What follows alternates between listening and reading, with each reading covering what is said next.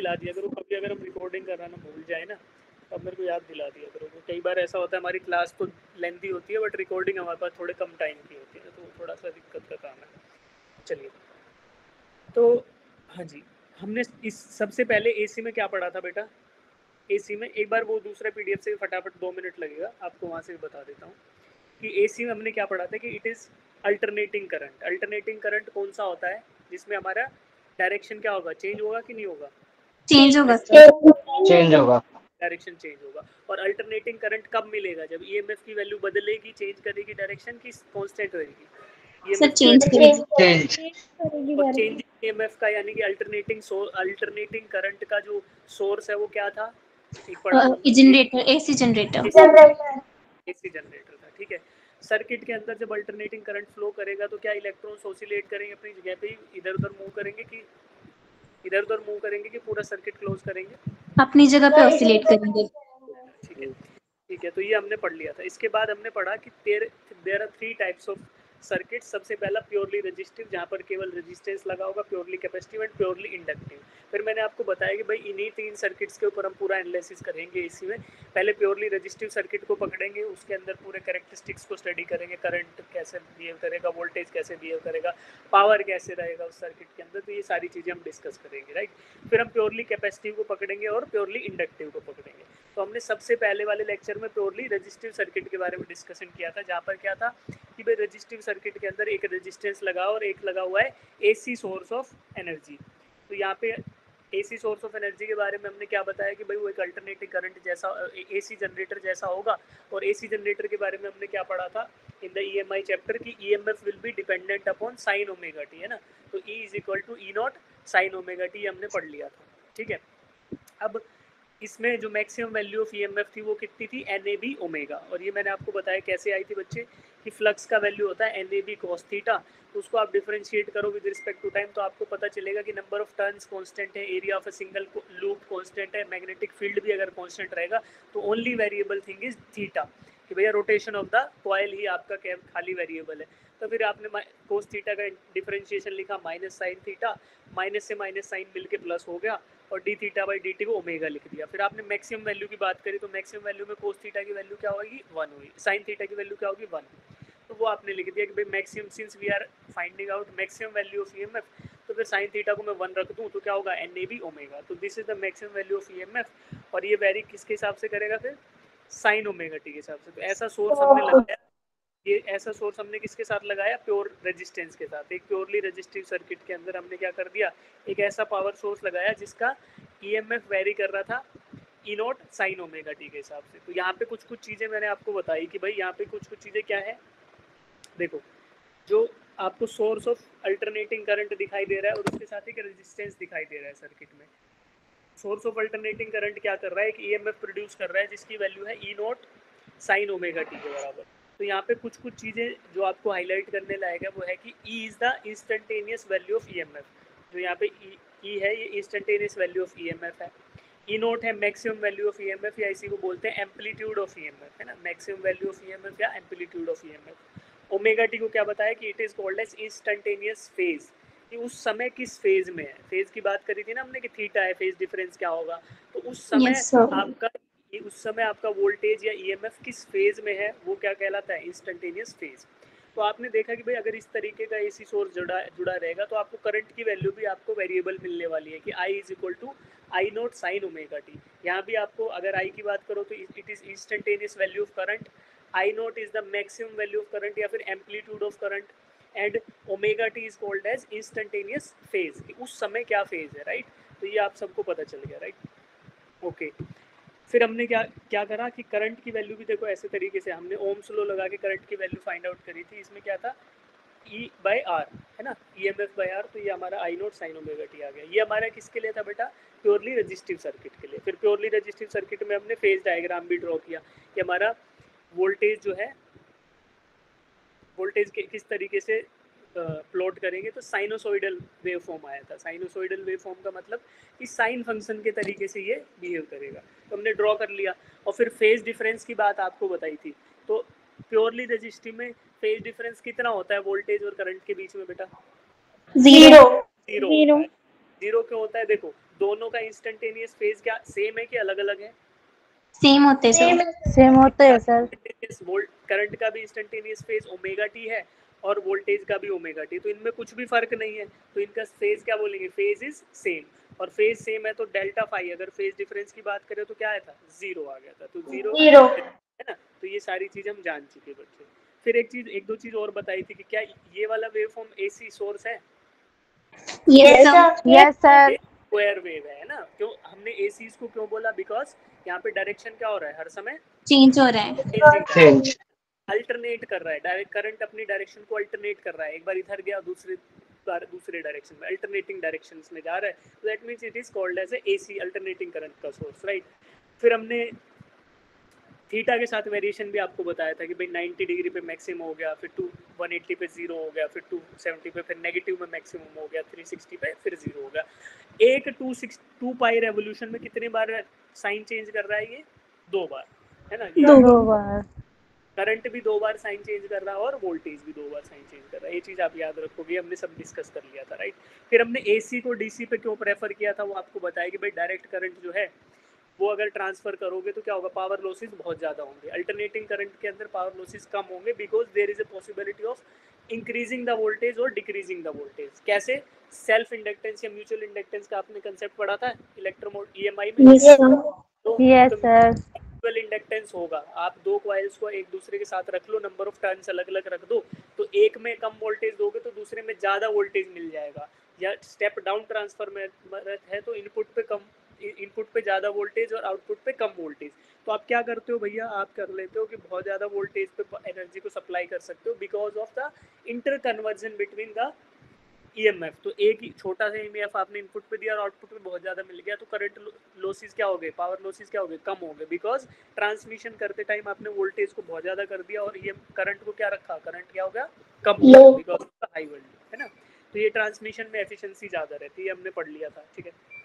उसके बाद इसका आंसर क्या आया था बच्चे, अल्टरनेटिंग करंट केवल ये वाला ऑप्शन डी।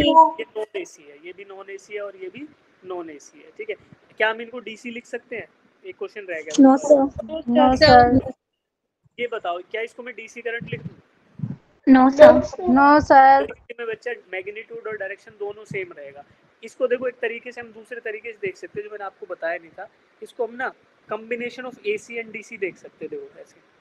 ये जो ग्रीन वाला लाइन है ना, ये तो बोल दो कि यार ये तो आपका ना एक फिक्स्ड वैल्यू ऑफ करंट है जिसका डायरेक्शन भी सेम है और मैग्नीट्यूड भी सेम है, और इसके ऊपर सुपर इम्पोज्ड है एक अल्टरनेटिंग, ये नेगेटिव नीचे वाला, और ऊपर उस पर ऐड हुआ तो पॉजिटिव, फिर नेगेटिव, फिर पॉजिटिव, फिर नेगेटिव, राइट। तो ये कैसा हो गया, अगर इसका सर्किट ड्रॉ करें तो इसको है ना, सर्किट ड्रॉ करेंगे, ध्यान से देखना बच्चों, ये ऑप्शन 3 है उसका सर्किट ड्रॉ कर रहा हूँ। एक आपका रेजिस्टेंस जुड़ा हुआ है, इसके साथ क्या हुआ, एक आपने बैटरी जोड़ दी जो कि फिक्स्ड करंट प्रोवाइड कर रही है, फिक्स्ड करंट इंट्रोड्यूस कर रही है सर्किट में। उसके अलावा आपने एक एसी सोर्स जोड़ दिया इसी के साथ सीरीज में, और फिर आपने इसको एक्सटर्नल रेजिस्टेंस से कनेक्ट कर दिया। अब क्या होगा, अब there will be two currents in the circuit, एक तो होगा जो डीसी की वजह से होगा, मान लो आई, ठीक है, और एक इस एसी की वजह से होगा जिसका डायरेक्शन फिक्स नहीं है, किसी भी तरफ हो गया, तो इसको मैं बोल देता हूँ आई एसी, आई अल्टरनेटिंग करंट, ठीक है। तो अब देखो क्या होने वाला है, ये जो डीसी की वजह से जो है ना करंट की वैल्यू, ये रेड कलर की, ये कितनी है, दिस इज इक्वल टू आई, और जो ये वेरिएशन हो रहा है कितना, या पॉजिटिव में वेरिएशन हुआ या नेगेटिव में वेरिएशन हुआ, ये किसके बराबर है, आई ए सी के बराबर। तो अगर डीसी वाले करंट को सपोर्ट कर रहा है तो ऊपर बढ़ गया वैल्यू, और अपोज कर रहा है तो नीचे। तो सर्किट समझ आया तुम्हें? Yes sir. दो सोर्स लग गए, तो ये वाला थर्ड ऑप्शन क्या है, it is combination of AC and DC, ठीक है। तो इसलिए हमने इसको क्या लिखा, देखो इसीलिए क्वेश्चन में भी पूछा गया, देखो एक एक शब्द का बता रहा हूँ कि नॉन एसी बोल सकते हैं, खाली उसको डायरेक्ट करंट हम नहीं बोल सकते। तो कोई बच्चा ये नहीं बोलेगा कि एसी नहीं है तो इसका मतलब डीसी होगा ना, अगर एसी नहीं है तो वो नॉन एसी होगा या फिर डीसी होगा। डीसी होने का खास क्या है कि डायरेक्शन और मैग्नीट्यूड क्या रहना चाहिए, हमेशा कांस्टेंट सेम। फिक्स, डायरेक्शन और मैग्नीट्यूड चेंज नहीं होगा, ठीक है, ये सही है। अच्छा ओके जी, ये हो गया था। इसके बाद हम आगे, हाँ जी कमनप्रीत। सर जो फर्स्ट वाला है उसको भी ऐसे लिख सकते हैं? फर्स्ट वाले को बेटा, फर्स्ट वाले को नहीं लिख सकते यार, फर्स्ट वाले को कैसे लिखोगे, फर्स्ट वाला तो मतलब मैग्नीट्यूड चेंज हो रहा है खाली। तो ये तो ऐसा है कि स्विच बोल दो, है ना। इसका भी सर्किट जब होगा ना ऐसा हो जाएगा कि ऐसा स्विच है, जिस स्विच को ऑन ऑफ कर रहे हो तो उसमें क्या हो रहा है कि करंट 0 से मैक्सिमम गया, फिर 0 चला गया, फिर मैक्सिमम, फिर 0। और इसके साथ साथ भी कुछ ऐसा होना चाहिए कि जिसमें इनर्शिया भी हो, करंट को बढ़ने से रोक रहा हो, कोई ऐसी चीज़ हो जो करंट को बढ़ते हुए करंट को रोक रही हो, है ना। जैसे क्या था आपका इंडक्टर था, इंडक्टर ट्रांजिएंट फेज में इंडक्टर हो जाएगा, जैसे हमने सबसे पहला एग्जांपल कि on off on off on off कर रहे हो तो क्या हो रहा है कि 0 करंट से मैक्सिमम गया, फिर धीरे धीरे घटा, फिर मैक्सिमम गया, फिर धीरे धीरे घटा। तो ये एसी नहीं है पर ये डीसी भी नहीं है ना। यस थर्ड, और ये प्योरली एसी है क्योंकि इसमें सारा का सारा कंपोनेंट क्या है भाई, सारा का सारा कंपोनेंट वेरिएबल ही है ना, डायरेक्शन चेंज कर रहा है तो ये सेम ही है। तो ऐसे कर सकते हैं। चलिए ओके ओके ओके ओके, ये हो गया था, ये हो गया था। फिर हमने क्या करा, यही इक्वेशंस हमने डिराइव करी थी, तो फाइनली तो आपको समझा चुका है करंट की और इसकी इक्वेशन क्या होगी, कोई टेंशन नहीं है, ये भी आपको बता चुका, ये हो गया। फिर power developed in purely resistive, तो पावर क्या होगा, पावर हमारा होता है आई स्क्वायर आर, है ना। पावर आई स्क्वायर आर होगा तो आई की वैल्यू रख देंगे, आई की वैल्यू क्या रखी, आई साइन ओमेगा टी, और उसको स्क्वायर किया तो आई एम का स्क्वायर साइन ओमेगा टी का स्क्वायर और साथ में आर। तो फिर इसी को हम कैलकुलेट करके फाइनली एक फॉर्मूला पे पहुंचे थे कि भाई आपका जो पावर होगा वो इंस्टेंटेनियस पावर का फॉर्मूला क्या होगा, किधर गया ये, आई स्क्वायर आर, ये आपका इंस्टेंटेनियस पावर था। अब हम क्या कर रहे हैं, एवरेज निकाल रहे हैं, तो ध्यान से देखना ये फॉर्मूला आज भी यूज करेंगे हम।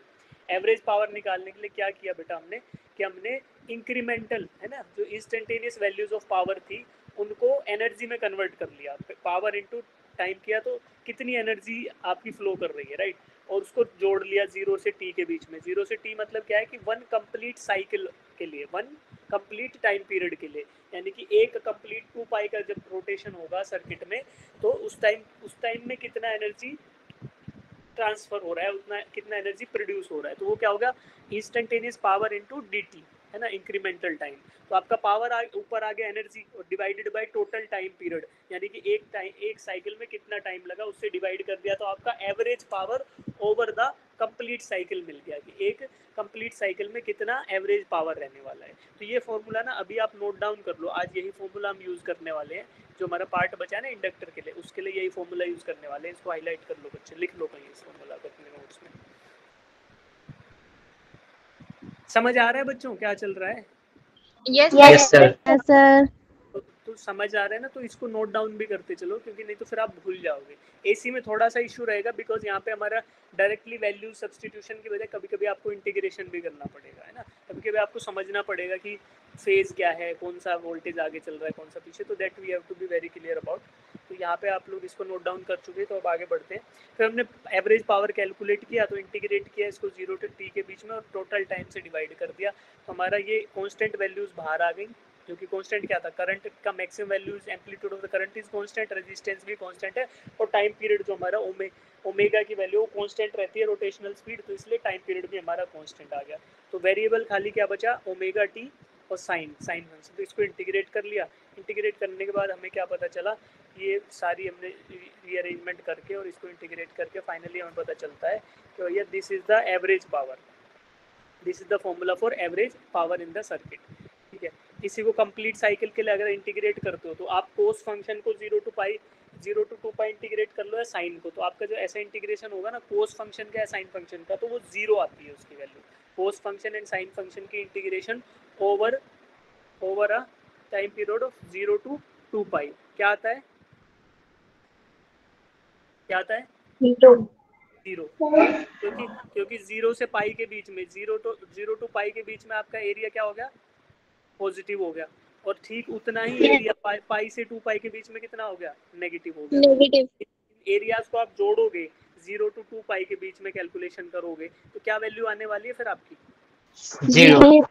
भाई इतना ही एरिया पॉजिटिव और इतना ही नेगेटिव। तो ये साइन फंक्शन को कर लो चाहे कोस को, ये साइन है, कोस होता तो कैसा होता, कोस होता तो बच्चे यहाँ से ऐसा हो जाता, ये ऐसे आता, इधर मिनिमम, कुछ गड़बड़ किया क्या मैंने, हाँ ये ऐसा आता, कोस होता तो, ठीक है। तो फिर उसमें भी ऐसा ही होता कि उतना ही नेगेटिव एरिया उतना ही पॉजिटिव एरिया, तो वहाँ भी आप क्या करते, 0 रखते। तो average power for the complete cycle is 0। फिर हमने क्या करा कि यार एवरेज पावर तो 0 है बट ऐसा होगा तो नहीं, तो हमने क्या करा कि we have equated the AC power with DC power, और फिर वहाँ से हमारे जो DC इक्विवेलेंट ऑफ AC आया उसको क्या बोला हमने, RMS values, root mean squared values. AC power को हमने DC पावर के फॉर्मूला से इक्वेट किया तो हमें एक ऐसी वैल्यू ऑफ वोल्टेज या ऐसी वैल्यू ऑफ करंट मिलता है जो कि DC वाली वैल्यू के इक्विवेलेंट होगा, है ना। AC में जो वैल्यू है उसका DC इक्विवेलेंट वो क्या होगा, RMS वैल्यू, है ना। तो आपको बताया था कि RMS वैल्यू अगर सर्किट में रखते हो तो उतना ही पावर कंजम्पशन होगा अगर वो सोर्स DC रहा होता, या फिर RMS करंट की वैल्यू रखते हो तो उतना ही करंट होगा जो DC करंट के इक्विवेलेंट रहेगा, ठीक है। तो जो क्वेश्चन में वैल्यूज, फिर इसके इस फॉर्मूला के बेसिस पे हमने क्या करा, ये फाइंड आउट किया कि भाई जो RMS वैल्यू है करंट की वो कितनी होगी, 0.707 टाइम्स ऑफ मैक्सिमम वैल्यू या एम्पलीट्यूड ऑफ करंट का 70% होगा RMS वैल्यू ऑफ करंट। और सिमिलरली हमने EMF की बात करी थी तो EMF क्या होगा, 0.707 ऑफ मैक्सिमम EMF। तो जो RMS वैल्यू ऑफ EMF है वो क्या होगी, 70% होगा किसका, मैक्सिमम वैल्यू ऑफ या एम्पलीट्यूड ऑफ EMF के। तो ये हमने डिराइव कर लिया। उसके बाद फिर हमने इसी को यूज़ किया फॉर्मूलाज में, और ये भी आपको बताया गया था कि जो वैल्यूज क्वेश्चन में दी गई हैं वो कौन सी वैल्यूज होंगी, मैक्सिमम वैल्यू की RMS वैल्यू। RMS value. तो देखो यहाँ पे तो क्लियरली लिख दिया है, बट अगर आपको बोला जाए कि आपके घर में जो वोल्टेज आती है 220 वोल्ट, तो वो क्या है बच्चे, RMS है कि पीक वैल्यू है, इट इज RMS वैल्यू होगी। तो जब भी क्वेश्चन में दिया होगा ना कि AC सोर्स प्रोवाइडिंग 220 वोल्ट या AC सोर्स प्रोवाइडिंग 50 वोल्ट, जो भी दिया होगा, तो बाय डिफॉल्ट वो कौन सी वैल्यू होगी, RMS। Root mean. सब बच्चे बोलो यार, है ना। बोलने से क्या होगा कि आप लोगों का सबकॉन्शियस ब्रेन ट्रेन हो जाएगा उस चीज को। कई बार ऐसा होता है कि चीज समझ भी नहीं आ रही थी बट दिमाग उसको बोलता रहेगा तो क्या होगा, आपको याद रहेगी, है ना। तो क्या कौन सी वैल्यू होती है, बोलो, RMS वैल्यू, ठीक है। तो ये हमने क्वेश्चंस किए, फिर ये करने के बाद फाइनली ये आपको पता होगा, इसमें पावर हमने निकाला, पीक वैल्यू ऑफ वोल्टेज निकाली, ये सारे क्वेश्चंस हो गए थे, आप सबने कर दिए थे, राइट। इसके बाद फिर हमने शिफ्ट किया अपना कैलकुलेशन किसकी तरफ, सेकंड सर्किट की तरफ। और दूसरा सर्किट कौन सा था बेटा, इंडक्टिव सर्किट, है ना। AC source applied to a purely inductive circuit. अच्छा, फेज भी बताया था, phase and phasor, phase diagram. Phasor क्या होता है, ये ऐसा वेक्टर होगा, इसको रोटेट कराएंगे कौन सी डायरेक्शन में, क्लॉकवाइज के एंटी क्लॉकवाइज, एंटी-क्लॉकवाइज। और फेज डायग्राम किस चीज से बनेगा, इस वेक्टर के प्रोजेक्शन से। इस वेक्टर का जो प्रोजेक्शन वर्टिकल एक्सिस पे मिलेगा उसी से मुझे क्या मिलने वाला है, फेज। तो ओमेगा टी, इसका एंगुलर डिस्प्लेसमेंट कितना होगा, ओमेगा टी। जितना ही ओमेगा टी के हिसाब से एंगुलरली एंटी क्लॉकवाइज डिस्प्लेस करता जाएगा, वैसे वैसे मुझे यहाँ पे फेज डायग्राम पे वैल्यू मिलती जाएगी ऑन द बेसिस ऑफ अलग अलग वैल्यूज ऑफ थीटा। यहाँ एक थीटा वैल्यू, दूसरा बढ़ गया, तीसरा बढ़ गया, तो ऐसे थीटा जैसे जैसे बढ़ता जाएगा वैसे वैसे मेरी वोल्टेज की वैल्यू बढ़ती जाएगी, या फिर projection of voltage on the vertical axis बढ़ता जाएगा। तो इसी के बेसिस पे हमने ये फेज डायग्राम ड्रॉ किया। ऐसा ही ठीक सेम फेज डायग्राम हम करंट के लिए भी ड्रॉ कर सकते हैं। तो हमने करंट और वोल्टेज का जो फेज डायग्राम देखते हैं उसको फाइनली दिखा देता हूँ आपको। ये एक देख लो कि current and voltage are in the same direction. Resistive circuit में करंट और वोल्टेज हमेशा एक ही डायरेक्शन में होगा। जिस डायरेक्शन में EMF लग रहा होगा, जिस डायरेक्शन में वोल्टेज लग रही होगी, उसी डायरेक्शन में क्या होने वाला है बच्चे, करंट भी उसी डायरेक्शन में। करंट ये किस चीज के लिए वैलिड है, केवल और केवल प्योरली रेजिस्टिव सर्किट। बोलो कौन से के लिए वैलिड है, केवल और केवल रेजिस्टिव सर्किट।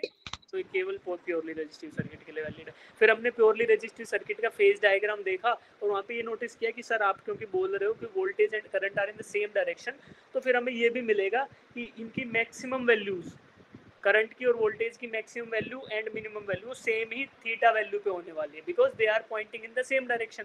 तो आप जब बोल रहे हो कि फेजर जो है ये करंट का और वोल्टेज का, जब ये एंटी क्लॉकवाइज रोटेट करेंगे तो एक साथ ही रोटेट करेंगे, ना। तो based upon the peak values of current and the peak value of voltage क्या होने वाला है, आपको ऐसे ग्राफ मिलेगा, जो ग्राफ एक दूसरे के साथ साथ चल रहे होंगे। तो ये जो वर्टिकल यहाँ पे जो हाइट मिली आपको ग्रीन कलर से ड्रॉ किया है, क्या है, करंट की मैक्सिमम वैल्यू IM यानी एम्पलीट्यूड ऑफ करंट, और जो आपको ब्लू से अभी ड्रॉ करेंगे बच्चे वो क्या है, peak value of voltage, P की मैक्सिमम वैल्यू, है ना।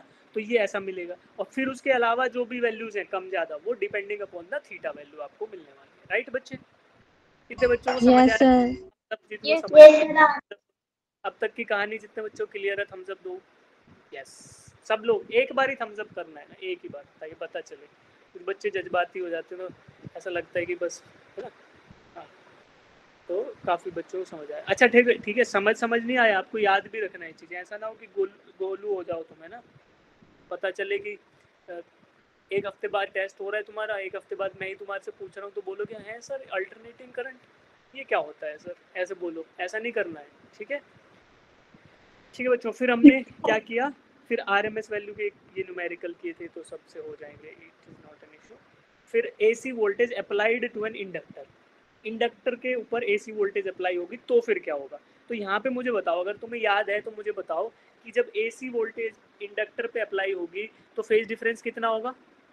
पाई बाय 2 अच्छा ये बताओ कि वोल्टेज लीड करेगा कि करंट लीड करेगा। वोल्टेज वोल्टेज लीड करेगा।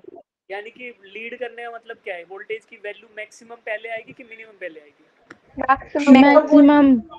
मैक्सिमम अरे मैक्सिमम बुद्धू लोगों, जो मिनिमम बोल रहा है, लीड करने का मतलब यही है कि वोल्टेज आपका पहले अपने मैक्सिमम वैल्यू को अचीव करेगा, फिर करंट उस बाद में आएगा। जितना लीड कर रहा होगा उतने थीटा एक्स्ट्रा रोटेट करने के बाद आएगा, ठीक है। इसका फेजर दिखाता हूँ तो फिर से याद आ जाएगा तुम्हें। फिर हमने ये डिराइव किया, ये सब वही वैल्यूज डाली, वही करंट किरचॉफ्स लॉ लगाया, ओम्स लॉ लगाया, और फिर यहाँ पे एक एक्स्ट्रा वैल्यू लगाई कि ईएमएफ की जगह हमने LDI/dt रख लिया। क्यों? क्योंकि हमें पता है ना EMI चैप्टर से कि भाई इंडक्टर में सेल्फ इंडक्टेंस होगा, rate of change of current और सेल्फ इंडक्टेंस पे डिपेंड करता है। ईएमएफ की तो वैल्यूज हमने रख ली, और उससे फिर हम करंट की तरफ बढ़े, तो करंट की वैल्यू हमारी आ गई Im sin ω_t - π/2। तो करंट जो है π/2 फेज लैग कर रहा है किससे, वोल्टेज से। तो वोल्टेज का सोर्स तो वही है AC generator, V = Vm sin ω_t, sine के हिसाब से वेरी कर रहा है, बट करंट क्या आया, ω_t - π/2 आ गया। तो यहाँ से मुझे पता चला कि यार करंट की जो मैक्सिमम वैल्यू है ना वो π/2 एंगल के बाद आ रही है। तो इसका फिर हम फेजर डायग्राम हमने देखा कि आपने देखा कि यार वोल्टेज जो है रेड कलर का ग्राफ है, उसमें मैक्सिमम वैल्यू आपकी π/2 अगर एंगल पे आ गई तो करंट का मैक्सिमम कहाँ पे आएगा, पाई पे, पाई प्लस π/2, सॉरी π/2 प्लस π/2। तो ये दोनों जुड़ के क्या हो गया, 180 डिग्री जब रोटेट कर जाएगा आपका, तब करंट मैक्सिमम होगा। और वोल्टेज कब मैक्सिमम थी, जब रोटेशन 90 डिग्री पे था, यानी ω_t की वैल्यू कितनी थी, 90 डिग्री, ठीक है। तो ये आइडिया लगी। अच्छा इसका फेजर देखोगे तो आपको पता चलेगा कि यार वोल्टेज और करंट के बीच में 90 डिग्री का एंगल है। तो अगर आप इसको थोड़ा सा एंटी क्लॉकवाइज रोटेट करके देखो इन दोनों को, तो क्या होने वाला है, यहाँ पे आपका वोल्टेज जब आएगा, मान लो वोल्टेज वर्टिकल के साथ अलाइन हो गया, तो करंट किसके साथ अलाइन हो जाएगा, हॉरिजॉन्टल एक्सिस। हॉरिजॉन्टल के साथ। तो अब देखो, अब मुझे बताओ कि जब करंट मैक्सिमम, जब वोल्टेज मैक्सिमम है तो करंट का क्या वैल्यू आएगा, करंट की शैडो जीरो। जीरो करंट की शैडो करंट की देखो यहाँ मच्छर हे भगवान। सही बात देखो करंट की शैडो ड्रॉ करूंगा तो यहाँ पे डॉटेड बनेगी, है ना। और वोल्टेज की क्या बनने वाली है, वोल्टेज मैक्सिमम। वोल्टेज क्या रहेगा, मैक्सिमम रहेगा, राइट। तो यहाँ पे अब इसका अगर फेजर ड्रॉ करते हैं तो भाई ये 90 डिग्री पे जब था, तो 90 डिग्री अगर मैं यहाँ बात करूँ तो एंगल π/2 यहाँ हो गया। तो करंट क्या रहने वाला है, करंट रहेगा 0 बच्चे, और वोल्टेज क्या रहेगी मैक्सिमम। तो ऐसा ही तो हमारा ग्राफ था, ये ऐसा, यस सर है ना। Yes sir. तो यही हमारा ग्राफ था, इसको हम देख लो कि ये नेगेटिव से शुरू हुआ था, और जब π/2 था तो करंट की वैल्यू क्या थी, 0 थी, जीरो और वोल्टेज क्या था, मैक्सिमम था। तो ऐसा हम मैक्सिमम। फेजर डायग्राम पे पता चलता है कि भाई करंट आपका लैग कर रहा है, और फेजर के हिसाब से जब ये रोटेट करेगा तो आपको पता चलेगा कि वोल्टेज यहाँ नेगेटिव से स्टार्ट हुआ था, यहाँ आया है। जब ये मैक्सिमम था फिर ये थोड़ा और आगे रोटेट होगा, जब ये 0 हो जाएगा यानी 180 डिग्री पे क्या होगा, वोल्टेज ऐसे अलाइंड हो जाएगा, तो करंट कैसा हो जाएगा, करंट अपने मैक्सिमम पे अलाइन हो जाएगा। तो 180 पे करंट मैक्सिमम आ जाएगा, ऐसे आएगा, ठीक है। ऐसे ही आगे बढ़ता चला जाएगा फेजर डायग्राम। तो ये हमने प्योरली इंडक्टिव सर्किट के लिए देखा। फिर इसके लिए अब क्या करा, प्योरली इंडक्टिव सर्किट के लिए अब पावर हम डिराइव करेंगे, ठीक है। हमने रेजिस्टेंस का फॉर्मूला यूज़ किया, ओम्स लॉ यूज़ किया। वोल्टेज हमें पता था E0 sin ω_t या V0 sin ω_t रहेगा। तो करंट हमने निकाल लिया, क्या आया, I = Im sin ω_t - π/2। Phasor diagram हमने फेज डायग्राम ड्रॉ कर लिया, ये भी पता कर लिया कि प्योरली इंडक्टिव सर्किट है तो डेल्टा फाई क्या रहेगा, π/2, ठीक है। अच्छा एक चीज़ और बता देता हूँ आपको, जो नई चीज़ है वो है कहाँ गए ये, ठीक है। अगर इस इक्वेशन में बात करूं तो आई क्या बताया था मैंने, कौन सी value, instantaneous value of value of, ठीक है। आई एम क्या है, maximum value of current. Maximum value है। एम्पलीट्यूड बोल दूं या मैक्सिमम वैल्यू बोल दूं, ठीक है। ओमेगा टी क्या है बच्चे, angular displacement. Angular displacement. Instantaneous phase, अभी तो बताया यार तुम लोग, क्या समझ जाते हो।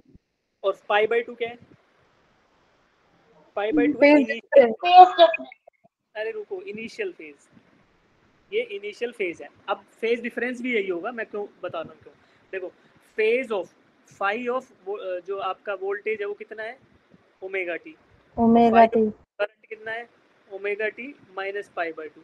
तो जब आप इसका डिफरेंस निकालोगे डेल्टा फाई, तो वो आपका फिर पाई बाय 2 के बराबर ही आएगा। तो इसको हम फेज डिफरेंस भी बोल सकते हैं। और अगर इक्वेशन में बोले तो इनिशियल फेज मतलब कि जब शुरू हुए थे तो कितना एंगल था इनके बीच में, जब इनका रोटेशन स्टार्ट भी नहीं हुआ था तो कितना एंगल था इनिशियल फेज, पाई बाय 2, तो उसको इनिशियल फेज भी बोलते हैं, ठीक है। अब बात करेंगे पावर की, तो पावर क्या होता है बच्चे, आई स्क्वायर आर या फिर आई वी। पावर क्या होता है, करंट इनटू वोल्टेज, ठीक है। अब मुझे फॉर्मूला पता है, I M sine omega t minus pi by 2, और वोल्टेज का भी पता है, वोल्टेज क्या है, V M sine omega T. तो इतनी चीजें मुझे पता है, तो मैं दोनों मल्टीप्लाई करूंगा, मल्टीप्लाई करके सिंप्लीफाई करूंगा, क्या किया, sine theta minus pi by 2 को लिख लिया cos theta, sine theta minus pi by 2 को क्या लिखा, माइनस कोस थीटा। तो ये ज्योमेट्री जो आपका ज्योमेट्री होती है, उस ज्योमेट्रिकल जो 4 क्वाड्रेंट होते हैं, तो उसमें माइनस पाई बाय 2 का माइनस जो सेकंड क्वाड्रेंट है उसमें क्या होगा, हाँ ट्रिग्नोमेट्री से, ज्योमेट्री बोल रहा हूँ ना, सॉरी ट्रिग्नोमेट्री से क्या होगा, ये सेकंड क्वाड्रेंट है, तो उसमें आप बात करोगे कि भाई माइनस पाई बाय 2 कर रहे हो तो क्या होगा, उसमें कोस नेगेटिव होगा, तो आप इसको लिख सकते हो कोस sine theta minus pi by 2 को माइनस कोस थीटा। तो ये हमने सिंप्लीफाई करके लिखा, और फिर क्या करा कि साइन 2 थीटा क्या होता है, 2 साइन थीटा कोस थीटा, तो फर्दर सिंप्लीफिकेशन किया, 2 से डिवाइड कर दिया, 2 से मल्टीप्लाई कर दिया, 2/2 किया, तो 2 साइन थीटा कोस थीटा को मैंने लिख दिया साइन 2 थीटा, तो ये वैल्यू हो गई। यहाँ से मुझे मिल गया पावर का value, power in N inductive circuit, P subscript L का मतलब है power in N inductive circuit.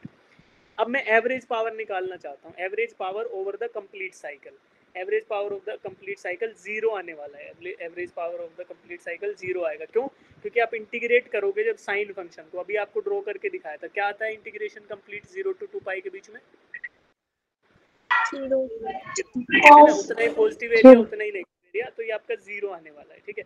फिर हम लेकिन अब इसके अलावा एक और काम भी कर सकते हैं, कंप्लीट साइकिल है, पार्शियल साइकिल के लिए अगर मान लो t/4 के लिए बता दो या t/2 के लिए बता दो, टी क्या है, टाइम पीरियड का मतलब है 2 पाई, अगर 2 पाई रोटेशन में जितना टाइम लग रहा है, 2 पाई रोटेशन के लिए जितना टाइम लग रहा है दैट इज टी। अगर मैं बोल दूं t/4 के लिए बताओ, t/4 का मतलब क्या है, π/2 रोटेशन में, है ना। और अगर t/2 के लिए बोलूं तो आप बताओगे कि पाई रोटेशन कितना टाइम लग रहा है, ठीक है। तो अब आपको पता है कि कंप्लीट रोटेशन में तो पावर 0 आ गया, लेकिन क्या पार्शियल रोटेशन में भी 0 आएगा, नहीं आएगा। No sir. क्योंकि देखो अगर पार्शियल रोटेशन की बात करो तो क्या क्या फिर आपका साइन फंक्शन का अगर मैं बात करूं कि यार केवल आप बता दो 0 to पाई के बीच में, तो क्या आपका 0 आ रहा है इंटीग्रेशन, नो सर। 0 to पाई जोड़ोगे तो ये वाला एरिया आएगा ना, तो ये तो 0 नहीं है। Yes sir. और अगर मान लो मैं पाई बाई 2 से थोड़ी लेस वैल्यू की भी बात करूं तो भी तो 0 नहीं आएगा, तो फिर वो रेड वाला और प्लस ये वाला जुड़ जाएगा। तब 2 पाई की बात करूं कंप्लीट रोटेशन, तभी इंटीग्रेशन 0 आएगा, अदरवाइज नॉन 0 आएगा। तो अब पार्शियल रोटेशन के लिए भी हम डेरिवेशन देखेंगे एक बार। तो बिफोर प्रोसीडिंग फर्दर एक बार ये क्वेश्चन आप करके बताओ मुझे, इंडक्टर जो है एक बार इसको ट्राई करो, then we will find out the average power. एक बार इसको थोड़ा सा ट्राई करो, फिर एवरेज पावर। और इसमें फॉर्मूला कौन सा याद करोगे, जो फॉर्मूला अभी आपको लिखवाया था, पावर का फॉर्मूला लिखवाया था integration 0 to 2 t dt upon total time, ये लिखवाया था ना मैंने एवरेज पावर का फॉर्मूला। यस। तो ये यूज करके एक बार ट्राई करो मेरे लिए, ये आप कर पाते हो कि नहीं कर पाते। इंडक्टर में आपको सारी गिवन वैल्यूज दे रखी है, पावर क्या क्या होगा बच्चे, सभी जो रिक्वायर्ड वैल्यूज है वो यहाँ दे रखे हैं आपको। तो अब मुझे एक बार करके बताओ कि क्या आपको इसको ट्राई करके कि कहाँ तक पहुँच रहे हो, देन वी विल सॉल्व। एक बार अप्रोच करो, देखो कंप्लीट आपसे नहीं होगा, आई नो इट, बट एक बार इसको ट्राई करो, आप अप्रोच करो कि कैसे करने वाले हो।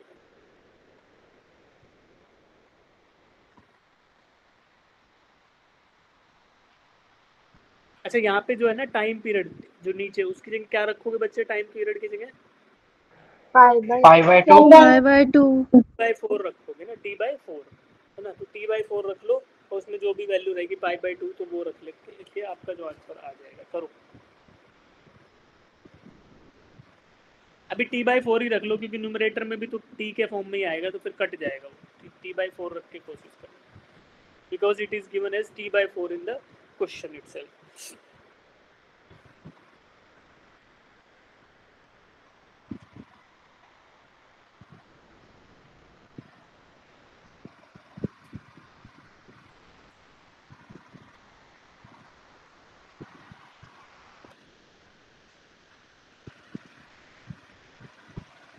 पावर का फॉर्मूला भी चाहिएगा बच्चे इसमें, जो हमने पावर का फॉर्मूला डिराइव किया वो क्या था?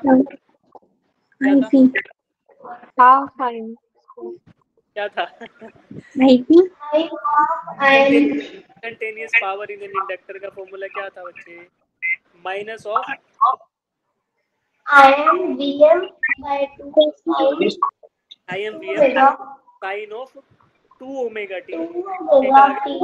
ये डिवाइड किया था, तो ये आपका फॉर्मूला है इंस्टेंटेनियस पावर का इन एन इंडक्टर। तो ये फॉर्मूला आपको लगाना पड़ेगा, पी की जगह ये रखना पड़ेगा, राइट? तो ये वैल्यू रखो, फिर इंटीग्रेशन करके देखो।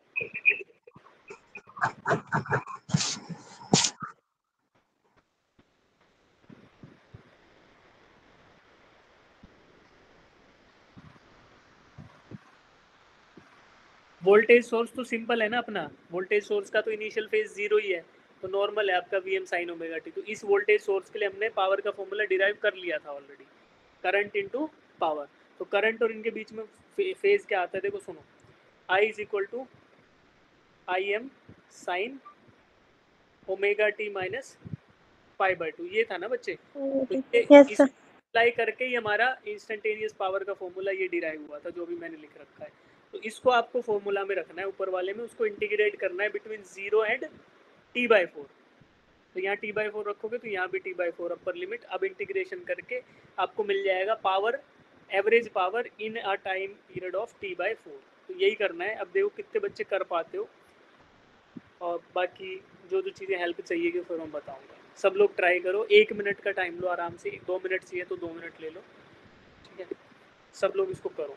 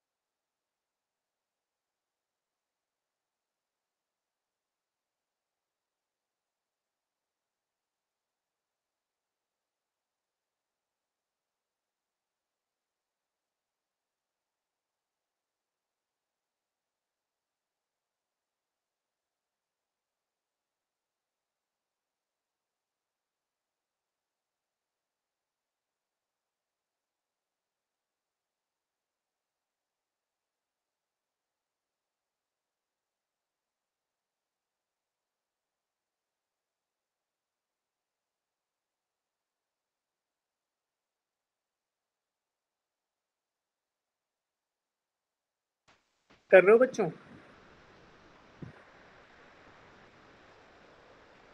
सर नहीं हो रहा? कोई बच्चा है जो कर रहा है इसको? नहीं हुआ।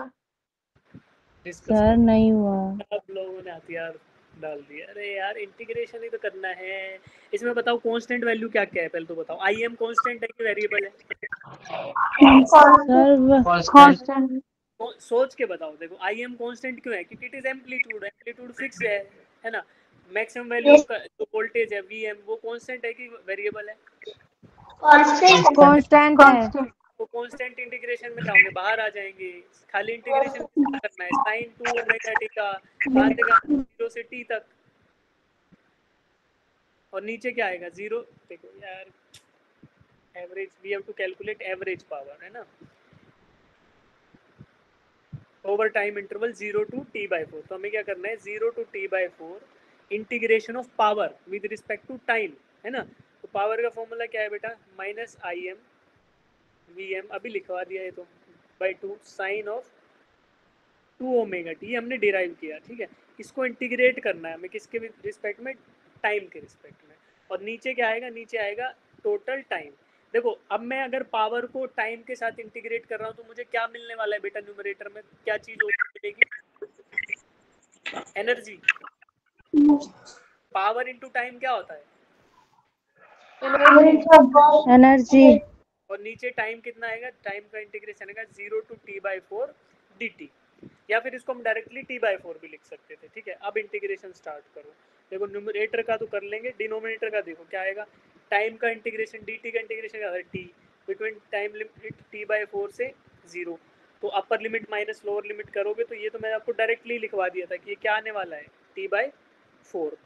अब ऊपर जो वैल्यूज है उनको क्या कर लो? उनको आप जो कांस्टेंट वैल्यू उनको बाहर ले आओ।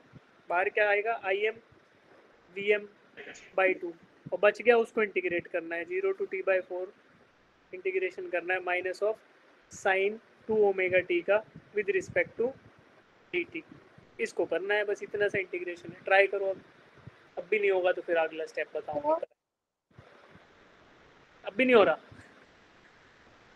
तो ये डिनोमिनेटर में डिवाइड में ऐसा क्यों है? डिनोमिनेटर में डिनोमिनेटर में इंटीग्रेशन और dt क्यों लिया? टोटल टाइम ना, हम टाइम ले रहे हैं ना कि कितने टाइम पीरियड में। ये नहीं भी लिखते तो आपको पता है ना कि t/4 टाइम की बात हो रही है।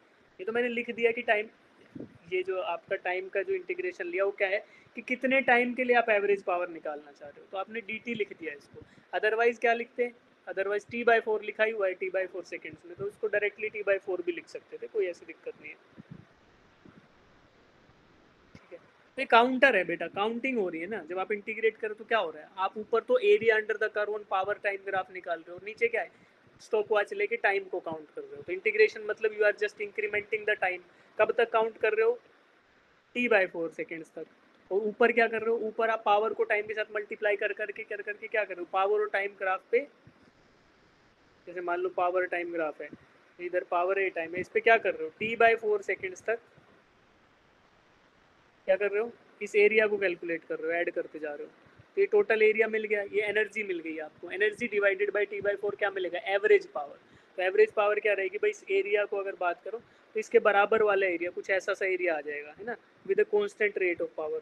तो इस जो रेड कलर वाले की हाइट जो आएगी that is nothing but average power. तो एवरेज पावर फॉर t/4।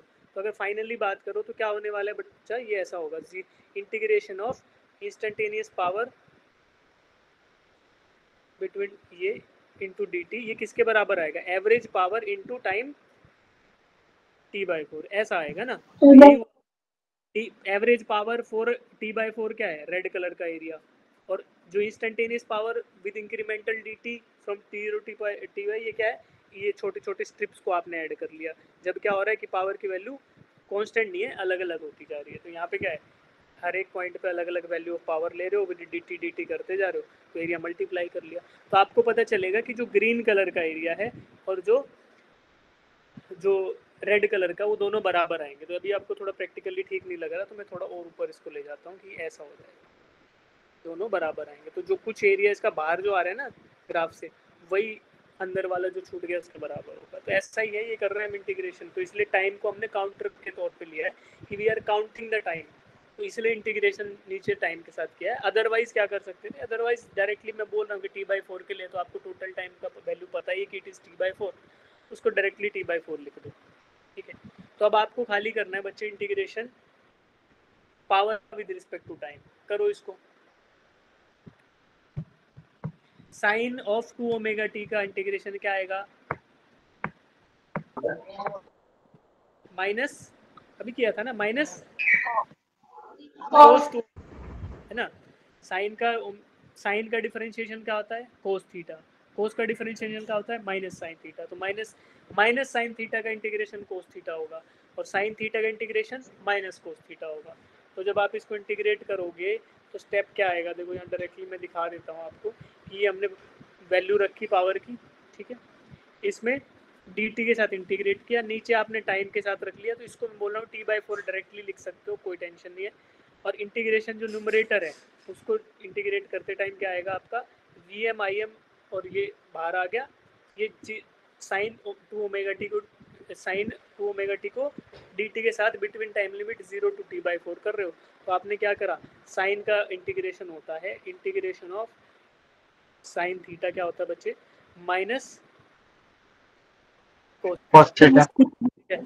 तो साइन थीटा का आपने इंटीग्रेशन किया, एक माइनस का साइन ऑलरेडी था, एक इंटीग्रेशन से माइनस आया, दोनों मिलके क्या हो गए, प्लस हो गए, और बाकी क्या है, between time limits 0 and t/4, तो डेफिनेट इंटीग्रेशन की बात हो रही है। ओपन होता तो प्लस सी आ जाता, तो डेफिनेट करते हो मान लो 0 to t, तो आपका ये ऐसे आ जाता है, सी गायब हो जाता है और लिमिट्स लग जाती है इस पे,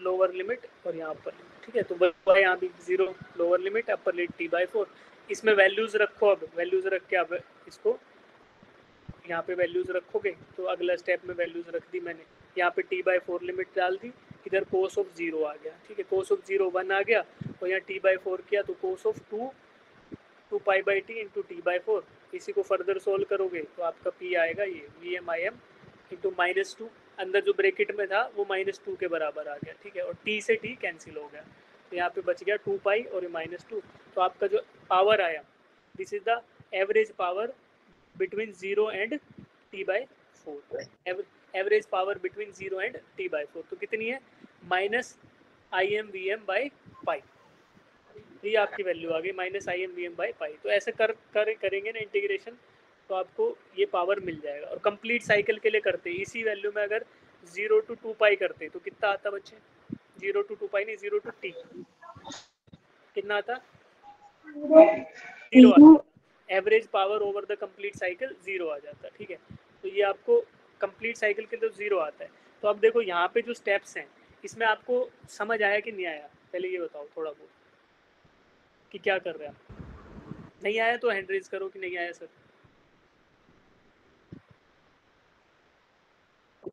जानवी को नहीं आया, अब पूर्वा को भी नहीं आया, अनिरुद्ध को भी नहीं आया सर, रानी को भी नहीं आया, मोनिका, हाँ इसके इंटीग्रेशन करके बताओ।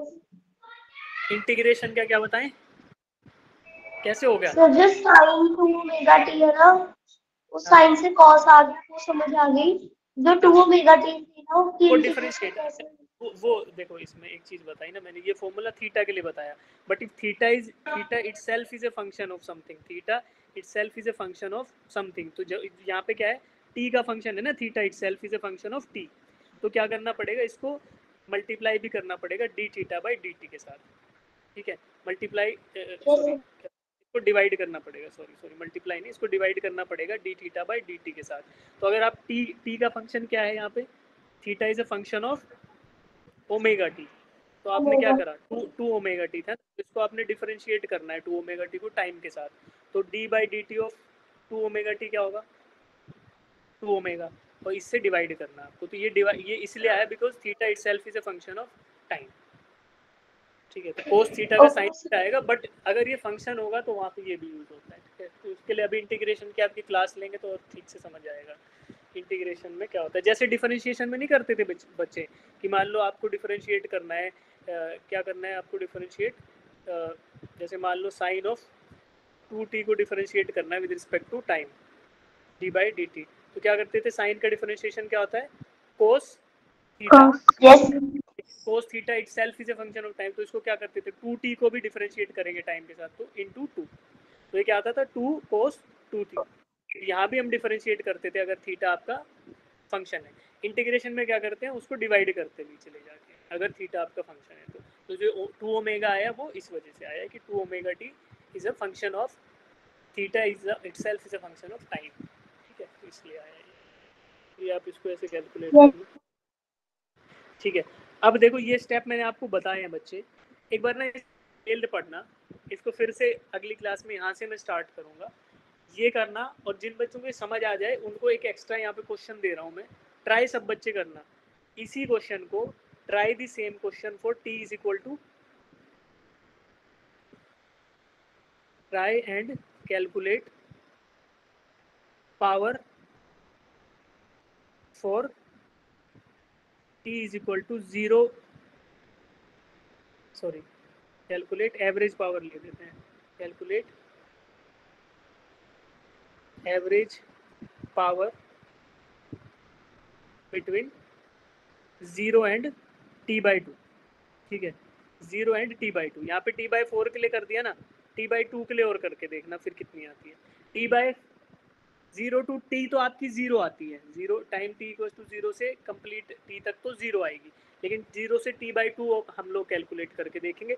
सेम स्टेप यूज होंगे बच्चे, खाली यहाँ पे क्या करना, 0 ये t/4 की जगह क्या रखना है अपने को, t/2 रखना है, ठीक है। तो चाहे तुम ना इस सॉल्यूशन को एज इट इज लिख के एक बार लिख लो तो तुम्हें आइडिया लगेगा कौन से स्टेप में क्या है, फिर उसमें t/4 की जगह t/2 रख के देखना और वैल्यू निकालना, ठीक है। जब तुम ये दोनों चीज कर लोगे तो तुम्हें जो स्टेप्स है ना वो समझ आने लगेंगे कि ये क्या किया है, ये सब चीजें समझ आएगी, right. Yes sir.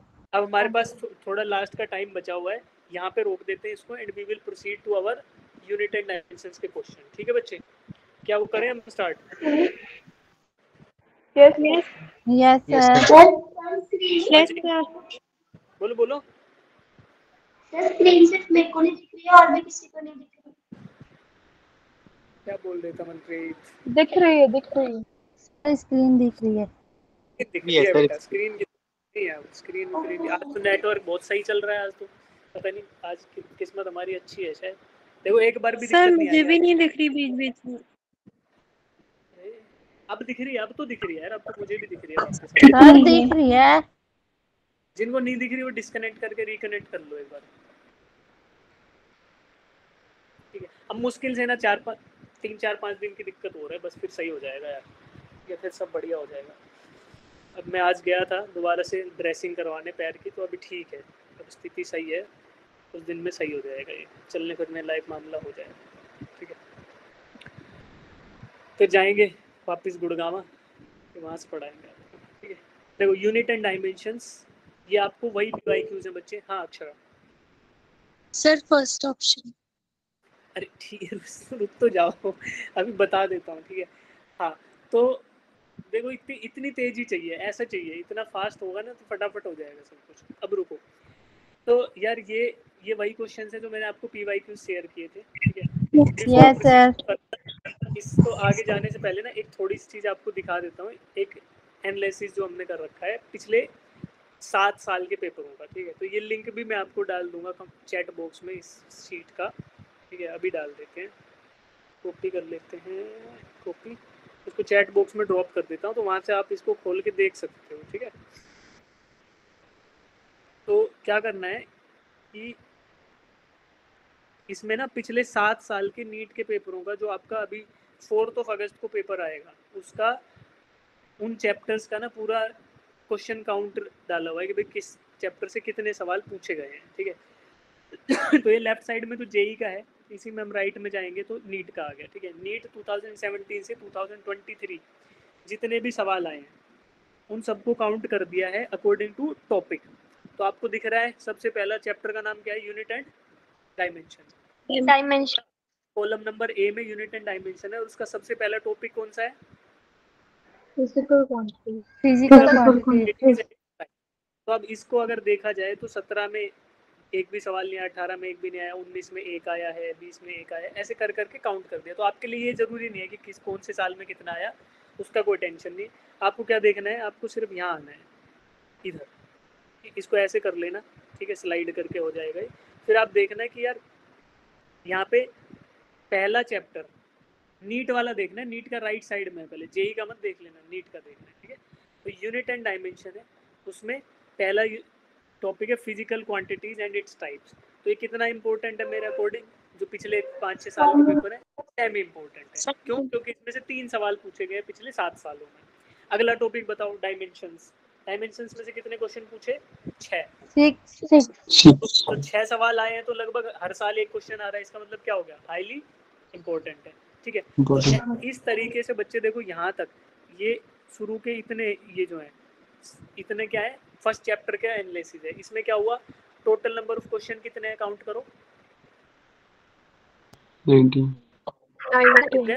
19 unit dimension नीचे भी है, नीचे भी, रुक जाओ, ये यहाँ तक है, कितना है टोटल काउंट? 24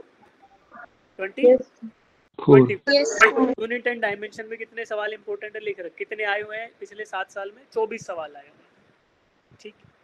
अब थोड़ा ध्यान से सुनना, अब हमारे पास कितने यूनिट आ रहे हैं, जो 4 अगस्त को 11th का टेस्ट होगा, उसमें कितने चैप्टर आ रहे हैं? पहला आ रहा है यूनिट एंड डायमेंशंस 1, दूसरा मैथमेटिकल टूल 2, तीसरा रेक्टिलिनियर मोशन, चौथा प्रोजेक्टाइल मोशन, पांचवा रिलेटिव मोशन, और छठा न्यूटन लॉज ऑफ मोशन, और सातवां फ्रिक्शन। तो 7 चैप्टर आ रहे हैं बच्चे, इनमें बहुत सारे अलग अलग टाइप के टॉपिक्स हैं। इन 7 चैप्टर से टोटल कितने सवाल पूछे गए पिछले 7 सालों में? देखो 48 टोटल क्वेश्चन कितने पूछे? 48 क्वेश्चन, ठीक है। अब उसमें से इन 48 में से सबसे ज्यादा किससे पूछे गए तुम्हें पहले ही पता चल रहा है, यूनिट एंड डायमेंशन से कितने? 24। सोचो इस बात को कि 48 सवालों में से अकेला एक चैप्टर 24 काउंट कर रहा है, तो कौन सा सबसे इंपॉर्टेंट हो गया पिछले ट्रेंड को देखा जाए तो? और उसके बाद फिर और चैप्टर, उसके बाद सारे चैप्टर हैं। तो देखो हमारा नीट का एनालिसिस है ये, राइट। तो अब इससे तो हमें नीट का पता चल रहा है। तो ये वाले जो चैप्टर हैं, फ्रिक्शन तक जो चैप्टर हैं, वो वाले हमारे आएंगे अब 4 अगस्त को जो हमारा मेजर टेस्ट होगा, उसमें 11th का जो सिलेबस है उसमें इतने चैप्टर आएंगे। तो अब हम क्या करेंगे बेटा, हम लोग ना क्लास के बाद हर दिन इसको रिवाइज करने वाले हैं। तो मैं हर दिन, जैसे मैंने आपको यूनिट एंड डायमेंशंस के PYQ शेयर कर रखे हैं, तो उनको आप सॉल्व करके आओगे बिफोर एंड, उनको एक बार करके आओगे, अपना ट्राई दे के आओगे, फिर हम उनको क्लास में डिस्कस करेंगे, ठीक है। तो तुम अगर करके आओगे उसको सॉल्व, तो क्या होगा कि यहाँ पे जल्दी जल्दी हम लोग क्या कर लेंगे, बहुत सारे क्वेश्चन सॉल्व कर लेंगे। और ये हमारे पास एक बहुत अच्छी अपॉर्चुनिटी है कि भाई हमारा 4 अगस्त को जो टेस्ट है, उससे पहले पहले हम क्या कर लें, इसको क्या कर लें, सभी चैप्टर, सभी के सभी हाँ PYQ अगर हम कर पाए, मान लो अगर हम फ्रिक्शन तक के सारे PYQ कर लिए हमने, तो कितना अच्छा हो जाएगा ना। We will be in a very good confidence कि यार हमारे नीट के PYQs हो चुके हैं, ठीक है। तो अब आप लोगों को क्या करना है, जैसे मैंने PDF शेयर किया, आपको वो करके और अगले दिन क्लास में आना है, ठीक है। तो अभी मैंने यूनिट एंड डायमेंशन के दिया, हम 2 दिन में ट्राई करेंगे इनको सॉल्व करने का, एक आज और एक अगली क्लास में, ठीक है। तो अब देखो ऐसे ही धीरे धीरे बढ़ेंगे, तो टॉपिक प्रायोरिटी आपको ये नीट के लिए है, ठीक है। 4 अगस्त के लिए नहीं है ये। 4 अगस्त में हो सकता है सभी चैप्टर से बराबर नंबर ऑफ क्वेश्चन आए, है ना, सभी के सभी चैप्टर से उतने ही क्वेश्चन आए। ऐसा नहीं होगा कि यूनिट एंड डायमेंशन से आ रहे सारे के सारे, नहीं। नीट में ऐसा देखा गया है, तो इस चीज़ की भी हम गारंटी तो नहीं ले सकते कि भाई हाँ इस बार भी ऐसा ही आएगा, बट ट्रेंड ऐसा है ना, तो शायद बोल सकते हैं कि क्या पता ऐसा आए, तो इसलिए। अदरवाइज तो श्योरिटी केवल 2 ही चीज़ों की रहती है, एक सिलेबस की और दूसरी नंबर ऑफ क्वेश्चंस की, कि भाई पेपर में इतने नंबर ऑफ क्वेश्चन पूछे जाएंगे और ये आपका सिलेबस है, उसी चीज़ की गारंटी होती है। बट फिर भी पिछले ट्रेंड को देख के थोड़ा आइडिया लग सकता है कि यार कौन से टॉपिक ऐसे हैं जिनसे ज़्यादा सवाल बनाए जा सकते हैं, या जिनसे क्वेश्चन पूछे जाने की प्रोबेबिलिटी थोड़ी सी हाइयर है, तो वो आपको यहाँ से पता चल जाएगी। अब आ जाते हैं वापस अपने किस चीज़ पे, यूनिट एंड डायमेंशन पे, जिसमें बच्चे ने इतने सिद्धरा ने बताया था कि आंसर क्या है आपका इसका, ऑप्शन ए। ऑप्शन ए करो। Unit of thermal conductivity is, thermal conductivity क्या होता है, के, है ना। थर्मल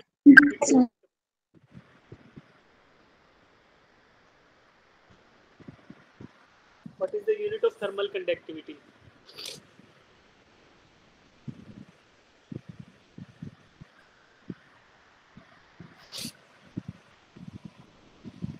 सभी बच्चे ट्राई करो इसको, कमेंट बॉक्स में आंसर डाल सकते हो अपना, सभी बच्चे कमेंट बॉक्स में आंसर डाल सकते हैं इसका। अब देखो बोलने को तो अभी देखो, अभी आप बोलोगे सर कि आप तो बोल रहे हो यूनिट एंड डायमेंशन, ये तो यूनिट एंड डायमेंशन का क्वेश्चन ही नहीं है, तो हीट ट्रांसफर का क्वेश्चन है ना, बोल सकते हो ना। तो इसीलिए इसका वेटेज भी ज़्यादा है, बिकॉज ये यूनिट एंड डायमेंशन में जो क्वेश्चंस आते हैं वो कंबाइंड आते हैं फ्रॉम डिफरेंट चैप्टर्स, है ना। काजल बेटा दोबारा ज्वाइन करो, स्क्रीन तो अभी तो विजिबल है, स्क्रीन में इशू नहीं है, ठीक है। तो अब देखो यार कि यहाँ पे क्वेश्चन है हीट ट्रांसफर का, लेकिन उसको डायमेंशंस के फॉर्म में पूछ लिया, तो अब इसमें क्या है, तुम बोल सकते हो हीट ट्रांसफर का है सर ये तो, लेकिन यार इसीलिए तो ज़्यादा सवाल पूछे गए हैं, बिकॉज हीट जो यूनिट एंड डायमेंशन में आपका मल्टीपल चैप्टर्स के क्वेश्चन मिल के आते हैं, ठीक है। तो अब मुझे बताओ कि हीट कंडक्शन इक्वेशन क्या होती है, कंडक्शन का इक्वेशन है ये, थर्मल कंडक्टिविटी कहाँ यूज होती है कंडक्शन में, क्या होता है heat conduction equation, Q is equal to K, बोलो बोलो, dt by dx, बोलो बोलो यार, Yes, sir. dt by dx into T, heat होता है ना, चलो हीट लिख लेते हैं, हीट इक्वेशन लिख लेते हैं, हीट आपका क्या होगा, heat is something energy flow per unit time, और ये क्या होता है के A D T by D x, dx capital क्या है यहाँ पे, टेम्परेचर, temperature स्मॉल टी क्या है, टाइम, time कैपिटल क्यू क्या है, एनर्जी, energy हीट एनर्जी, ठीक है। के क्या है, थर्मल कंडक्टिविटी, थर्मल कंडक्टिविटी के यूनिट निकालने, ठीक है। ए क्या है बच्चे, एरिया, area और क्या है, डिस्टेंस, distance ठीक है। अब मुझे क्या करना है, मुझे के यूनिट निकालने, तो मैं के को सेपरेट आउट कर लूँ, के क्या होगा, K is equal to Q into D X divided by A into D T into T. तो अब इनके यूनिट लिख लूँ तो के यूनिट मुझे पता चल जाएंगे। मुझे बताओ कि एनर्जी का यूनिट क्या होता है, joule, joule distance dx, distance का यूनिट क्या होता है, मीटर, meter एरिया का यूनिट क्या होता है, meter meter change in temperature का यूनिट क्या होता है, Kelvin. केल्विन, kelvin टाइम का यूनिट क्या होता है, second सेकंड। second अब देखो, अब क्या कर सकते हैं, मीटर से 1 मीटर को उड़ा दिया, जूल पर सेकंड को क्या लिख सकते हो, joule per second what, what, और m को ऊपर ले जाओगे तो m-1 और k को ऊपर ले जाओगे तो केल्विन को, K minus 1 तो वॉट पर metre per kelvin per Kelvin तो कौन सा ऑप्शन सही हो गया मेरा, option A ए किसी ने बताया था, नहीं बताया था, yes sir yes ए sir बता। तो अब ये क्वेश्चन हो गया, बोलने को तो यूनिट का था लेकिन यूज क्या हो गया, heat transfer, heat conduction. transfer अच्छा देखो बेटा, जो बच्चे अब लीव कर गए ना, पहले स्ट्रेंथ कितनी थी, 34 थी व्हेन वी स्टार्टेड, अब है 29 बच्चे, तो ये जो 5 बच्चे लीव करके क्या स्कोर कर पाएंगे एग्जाम में, no नहीं कर sir पाएंगे। no sir तो और तुम्हारे नीट के पेपर में थ्योरी आती है कि क्वेश्चंस आते हैं, first दोनों तो जब तक क्वेश्चन अटेम्प्ट नहीं किए तब तक फायदा क्या हुआ कि नहीं हुआ नहीं हुआ yes भाई, जब तक क्वेश्चन ही नहीं किए तब तक क्या फायदा होगा तुम्हें, है ना। कोई फायदा नहीं सर थ्योरी जितनी भी पढ़ लो बच्चे, थ्योरी को रीइंफोर्स करने के लिए क्वेश्चंस आर अल्टीमेटली इंपॉर्टेंट, जब तक क्वेश्चन नहीं करोगे थ्योरी भी याद नहीं रहेगी, अभी तुम्हें याद है तुम भूल जाओगे उसको। जैसे तुमने अल्टरनेटिंग करंट पढ़ा, बड़े प्यार से बताते हो कि सर रेजिस्टिव सर्किट ये है, इंडक्टिव ये है, इसमें फेज डिफरेंस ये होगा, पावर ऐसे जाएगा सर, एसी करंट का मतलब ये, सब चीज़ें बता पा रहे हो ना, अल्टरनेटिंग करंट जनरेटर ये है सर, फ्लक्स ये होता है सर, ईएमएफ ये होता है। yes sir एक महीने बाद तुम कुछ नहीं बता पाओगे अगर क्वेश्चन नहीं किए तुमने, सब भूल जाओगे। तो उस धुआं को अवॉइड करने के लिए, उस कंफ्यूजन को अवॉइड करने के लिए क्या करना है, क्वेश्चन जरूर करने हैं।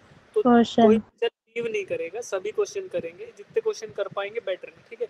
तो बिना टाइम वेस्ट के सेकंड क्वेश्चन पे जाते हैं, ये करो। Damping force on an oscillator. देखो यूनिट डायमेंशन में बहुत ज़्यादा दिमाग नहीं लगाना पड़ेगा दूसरे चैप्टर का, ठीक है। तो इसको ये सोच के मत घबराना कि डैम्पिंग फोर्स पूछ लिया तो मुझे नहीं आता डैम्पिंग क्या होता है ना। करो, कोशिश करो। Damping force on an oscillator is directly proportional to velocity.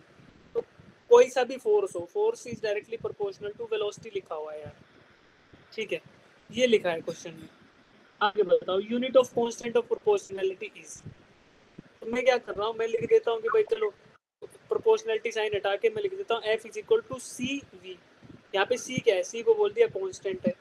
अब कांस्टेंट ऑफ प्रोपोर्शनैलिटी का यूनिट बताना है, तो कांस्टेंट ऑफ प्रोपोर्शनैलिटी का यूनिट क्या होगा, C is equal to F by V। Force by V के जो यूनिट होंगे वही C के यूनिट कहलाएंगे, ठीक है। फोर्स का यूनिट क्या होता है बच्चे, न्यूटन, या फिर centimetre per second. Metre per second square बोल दूं, Yes, sir. ml t-2 kg metre per second square, या फिर न्यूटन लिख सकते थे, ठीक है। अगर क्वेश्चन में न्यूटन होता न्यूटन लिख लेते, लेकिन केजी मीटर में लिख रखा है तो मैं kilogram metre per second square. अब जिसको ये नहीं पता कि फोर्स ऐसे होता है, फोर्स क्या होता है बच्चे, मास इनटू एक्सेलरेशन, तो सबको मास पता है Yes, sir. Yes sir. और एक्सेलरेशन का क्या होता है, metre per second square, Perfect. KG metre per second square. तो सेकंड को ऊपर लिखा तो -2 लिख लिया उसके साथ, और नीचे वेलोसिटी, वेलोसिटी के यूनिट क्या होते हैं, metre Meter per second. Metre per second. तो अब करो, मास से मास कट जाएगा, Yes, sir. मीटर से मीटर, मास नहीं, मीटर से मीटर कट जाएगा, और सेकंड की पावर -1 कटेगी तो ऊपर क्या आ गया, सेकंड की पावर -1, -1. -1 केजी पर सेकंड आ गया, Option C. ऑप्शन सी। इधर आएगा। तो अब बताओ इसमें डैम्पिंग की जरूरत थी, कोई No, जरूरत no. No sir. Force is directly proportional to velocity, बस। तो कर पाओगे ऐसा question, yes sir. Yes sir. झूठी हाँ नहीं बोलेगा कोई, अगर जिसने झूठी हाँ बोली उसको पाप चढ़ेगा, बता रहा हूँ। वो तो गंदे सपने आएंगे रात में, है ना। सांप सांप सांप लगा है तुम्हारे सपनों में कभी, तुम्हारे पीछे No sir. Yes sir. Yes, sir. तो गांव में रहते हुए उनके लगता होगा सांप लग गया, कभी गाड़ी चढ़ गई, कभी कुछ हो गया, पहाड़ Yes, में रहते हुए sir. पहाड़ से गिर गए, है ना। तो ऐसे होता है, तो वैसे सपने आएंगे, देख लो। हाँ, लैब में देखा है सांप गिर जा रहे, ठीक है, ठीक है। तो सेकंड क्वेश्चन हो गया, अब थर्ड करते बच्चे। ये बताओ, unit of permittivity of free space. अभी तुम्हें फर्स्ट चैप्टर में करा सर चुका, स्क्रीन नहीं दिख रही। Yes, सर दिख रही है। कूलम्ब्स लॉ से आएगा, F इज इक्वल टू 1/4 epsilon naught. Q1 Q2 upon R R square. अब इसमें इलेक्ट्रोस्टैटिक्स भी लग गया, देख लो यूनिट डायमेंशन में। तो इसलिए सवाल ज़्यादा से ज़्यादा क्वेश्चन करना इसके लिए इम्पोर्टेंट है ना, इसलिए बहुत सारे क्वेश्चन आपके लिए शेयर भी मैंने इसलिए कर दिए। बहुत लेंथी क्वेश्चन नहीं है, बट थोड़ा दिमाग लगेगा। अब permittivity of free space, permittivity कौन सा होता है बच्चे इसमें, एप्सिलॉन नॉट के इसके यूनिट्स बताने हैं, इसके यूनिट्स क्या होंगे। क्या करो, इसको सेपरेट आउट कर लो, इसको ऐसे करो, एप्सिलॉन नॉट क्या इसके बराबर होगा बेटा, 1/4 पाई, ये तो कांस्टेंट ही होगा, Q square by F into R square. तो 4 क्या कांस्टेंट का कोई यूनिट होता है, No, sir. सर चार्ज का यूनिट क्या होगा, कूलम। कूलम। तो कूलम स्क्वायर तो न्यूमरेटर। फोर्स का यूनिट क्या होता है, Newton. न्यूटन। डिस्टेंस है ना, R का यूनिट मीटर स्क्वायर, मीटर। क्या आएगा, coulomb square per newton metre square. कौन सा ऑप्शन है, option C. Option C is the right answer, ठीक है।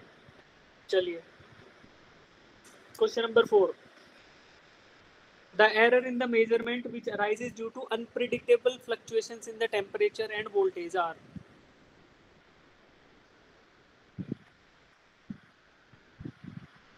बताओ। को अनप्रिडिक्टेबल, जिसका पता नहीं हो, अक्षमात ही आ जाए, एकदम से आ जाए, उसको क्या बोलते हैं? कौन सा एरर है? तुम्हारे मन क्या बोल रहे? फीलिंग किसके लिए आ रही है? Random error. Random. Random error. Random का मतलब क्या है? जो खुद से ही आ जाए, पता नहीं उसका क्या रीजन है। अनप्रिडिक्टेबल है, जिसका ये नहीं पता कि हम प्रिडिक्ट ही नहीं कर पा रहे कि क्या रीजन है, तो क्या बोलते हैं उसको? रैंडम एरर, है ना। अच्छा, चलो इसके साथ साथ ना सभी को डिस्कस कर लेते हैं। लीस्ट काउंट एरर क्या होती है बेटा? बहुत उनकी भाव नहीं और जिसने लीस्ट काउंट होती है ना, इंस्ट्रूमेंट में सेव हो उसकी देखो लीस्ट काउंट एरर क्या होती है, ध्यान से सुनो। लीस्ट काउंट एरर का मतलब है कि जब आपका डिवाइस 0 पे है, उसको 0 शो करना चाहिए लेकिन वो 0 शो नहीं कर रहा है ना। जैसे मान लो तुमने क्या करा, तुम्हारा स्केल जो है वो टूट गया, है ना। तुम्हारा जो स्केल था प्लास्टिक का, नटराज का स्केल, तो तुम्हारा थोड़ा सा टूट गया। अब क्या हुआ कि वो काउंटिंग उसमें कहाँ से स्टार्ट हो रही है? 5 से। तो क्या हो गया? तो क्या जब उसको आप मेजर करोगे तो क्या बोलोगे कि 0 रीडिंग, जो जिस 0 लेंथ की चीज को क्या 5 सेंटीमीटर की बोलोगे? या मान लो तुमने एक रखी जिसकी लेंथ है 2 सेंटीमीटर, तो तुमने वो 5 से टूटा हुआ स्केल रखा, तो ये क्या रीडिंग शो करेगा? इसमें यहाँ पे 5 है, तो क्या रीडिंग शो करेगा? 7 सेंटीमीटर। तो क्या तुम 7 सेंटीमीटर बोलोगे? नहीं बोलोगे, बिकॉज आपके डिवाइस में 0 एरर है। जब उसको 0 शो करना था तो वो 0 नहीं 5 शो कर रहा है। क्यों? क्योंकि ये टूट गया है या डिवाइस में दिक्कत थी, तो इसको क्या बोलते हैं? 0 एरर। ये तो तुम्हारा हो गया देसी भाषा में। लेकिन अब तुम बात करो, 2 डिवाइस हमारे होते हैं, एक तो वर्नियर कैलिपर्स और दूसरा क्या होता है? Screw gauge. Vernier calliper, screw gauge. तो बच्चे वर्नियर कैलिपर में क्या होता है? ऐसे उसके प्रोंग्स होते हैं ना, 2 वर्नियर कैलिपर के 2। जब ये प्रोंग्स आपस में टच कर रहे होंगे तो क्या रीडिंग आनी चाहिए बच्चा? रीडिंग 0। अगर ये प्रोंग्स आपस में टच करे तो रीडिंग क्या आनी चाहिए? यहाँ पे रीडिंग आनी चाहिए 0। लेकिन अगर ये दोनों टच कर रहे हैं और उस टाइम 0 ना आके मान लो रीडिंग या थोड़ी सी स्लाइटली पॉजिटिव या स्लाइटली नेगेटिव आ रही है, इसका मतलब क्या है? लीस्ट काउंट का एरर है। तो मुझे बताओ, लीस्ट काउंट एरर इंस्ट्रूमेंट की वजह से हुआ कि मेजरमेंट की वजह से हुआ? इंस्ट्रूमेंट। इंस्ट्रूमेंटल एरर क्या होंगे? इंस्ट्रूमेंटल एरर हो सकते हैं बच्चे, देखो, least count error is a type of instrumental error और नॉट? Yes sir. अच्छा, इसके अलावा और कौन कौन से इंस्ट्रूमेंटल एरर हो सकते हैं? सोचो कि मान लो आपका टेम्परेचर बढ़ गया, बहुत ज़्यादा टेम्परेचर बढ़ गया, तो थर्मल एक्सपेंशन हो सकता है किसी डिवाइस का, या थर्मल कॉन्ट्रैक्शन हो सकता है। तो क्या हो गया? बाहर एटमॉस्फेरिक चेंजेस की वजह से आपका इंस्ट्रूमेंट गलत रीडिंग दे रहा है, तो उसको क्या बोलेंगे? For the key faulty instrument. तो फॉल्टी इंस्ट्रूमेंट की वजह से क्या आया? इंस्ट्रूमेंटल एरर्स आ गए। उन्हीं में से एक टाइप है कौन सा? Least count error, right. अच्छा, और पर्सनल एरर क्या होगा बच्चे? Personal error human errors. Human errors, है ना। जो बंदा मेजर कर रहा है उसी को मेजरमेंट नहीं आ रहा, या तो वो ढंग से रीडिंग नहीं ले पा रहा, या उसको प्रोसेस नहीं पता, या उसको प्रोसेस तो पता है बट लेकिन उसने ऑब्जर्व करते टाइम गलत रीडिंग ऑब्जर्व कर ली, है ना, थोड़ा बहुत दिक्कत आ गया, तो उसको क्या बोलेंगे? That is personal error. Personal error. ठीक है बच्चे। तो इसका आंसर क्या है? Random error is the answer, because यहाँ पे फ्लक्चुएशंस अनप्रिडिक्टेबल है, मुझे पता ही नहीं किस वजह से आ रहे हैं, है ना। तो जनरली कैसे आते हैं? देखो, तुमने घर पे तुम्हारे एकदम जैसे बिजली आई है, लाइट आ रखी है, तो तुमने ऐसा नोटिस किया कभी एकदम से तेज आके फिर 0 कम हो गई, है ना। फ्लक्चुएशंस इन पावर सप्लाई, अगर फ्लक्चुएशन इन पावर सप्लाई आ रहा है तो उसको हम क्या बोल देंगे? रैंडम है ये, है ना। रैंडम कभी भी आया एकदम से फिर चला गया। तो अगर मान लो कोई इंस्ट्रूमेंट, आपका मेजरमेंट इंस्ट्रूमेंट जो है वो पावर से चल रहा है और उस समय पावर में फ्लक्चुएशंस आ गए थोड़े बहुत, तो हमें पता नहीं ना कि उसका रीजन एकदम से क्या होगा। वी आर नॉट सर्टेन कि ये चीज़ अवॉइड की जा सकती है, नहीं, तो that is a part of random. चलिए, ओके।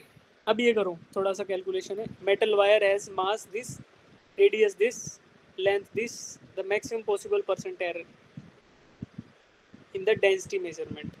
डेंसिटी का फॉर्मूला लिखो पहले। मेटेलिक वायर है, उसका मास दे दिया आपको, रेडियस एंड लेंथ दे दिया, तो डेंसिटी क्या होगा बच्चे? स्क्रीन दिख रहा है यार? दिख रहा है सर। डेंसिटी क्या होती है यार? मास डेंसिटी का फॉर्मूला बताओ। तो density is equals to mass by volume. by volume. Mass by volume. Density is equal to mass divided by volume. Volume. मुझे लग रहा है इंटरनेट करने लग गया है। कुछ बच्चों को आ गई होगी समस्या। रुको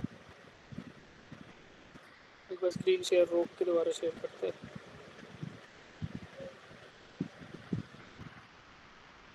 मेरी आवाज तो ऑडिबल है ना बेटा? Yes, sir. Yes.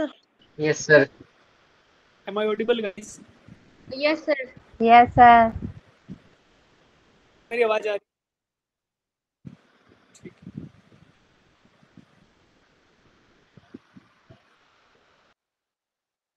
ठीक है। आई थिंक अभी आपको ना स्क्रीन भी दिख जाएगा।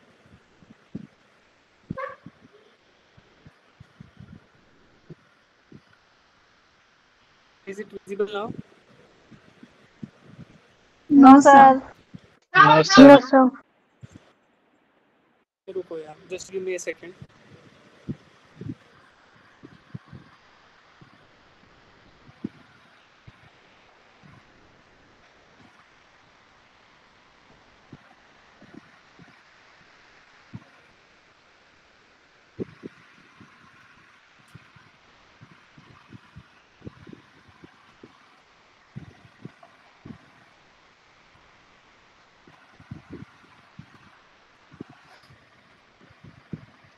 Sir, हो गई। Sir, हो गई।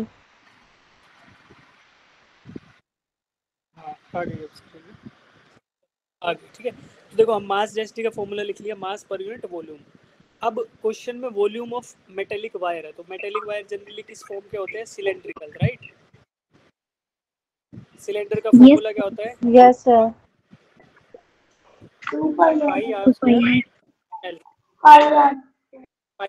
वॉल्यूम बेटा, वॉल्यूम कर्व्ड सरफेस एरिया होता है 2 पाई आर एल। तो वॉल्यूम क्या होगा? Area, flat surface area into length, तो पाई आर स्क्वायर एल। ठीक है, तो ये आपका हो गया फॉर्मूला फॉर डेंसिटी।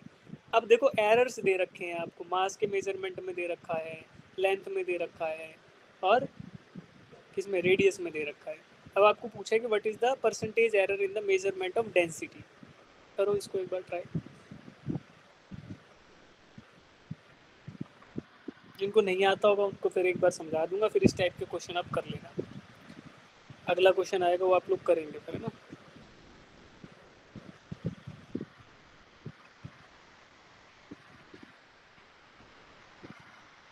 तो percentage error in density measurement क्या होगा बच्चे? Delta rho by rho into 100। This is the percentage error in the measurement of density. क्या हुआ? Error in measurement of density divided by true value of density into 100। तो ये आपका आ गया percentage error in measurement of density. ये किसके बराबर होगा अकॉर्डिंग टू फॉर्मूला? देखो इसके बराबर होगा मास पे सिंगल डिग्री का dependence, delta M by M into 100 plus pi, तो आपका कांस्टेंट है उसका कुछ वेरिएशन नहीं। आर पे 2 डिग्री का डिपेंडेंस है, तो क्या आ जाएगा? 2 into delta R by R into 100। ठीक है, और लेंथ पे कितना डिपेंडेंस है? सिंगल डिग्री का, delta L by L into 100। 1000. ठीक है, 100. ये फॉर्मूला आएगा। करो इसमें वैल्यूज डालो, और डेल्टा आर बाय आर क्या है? Error divided by true value, है ना? True value of R. तो वैल्यूज डालो बच्चे इसमें। डेल्टा एम की वैल्यू क्या है?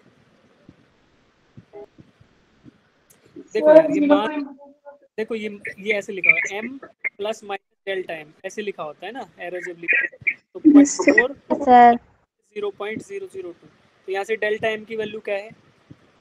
0.002. अब ये वैल्यूज डालो। देख कुछ बच्चे ना ड्रॉप करते जा रहे हैं, इनको लग रहा है टाइम हो गया, क्लास एक्सटेंड होगी बच्चे, अभी और क्वेश्चंस करेंगे, 10 मिनट एक्सटेंड करेंगे इसको, राइट? तो देखो, तो ये हो गया।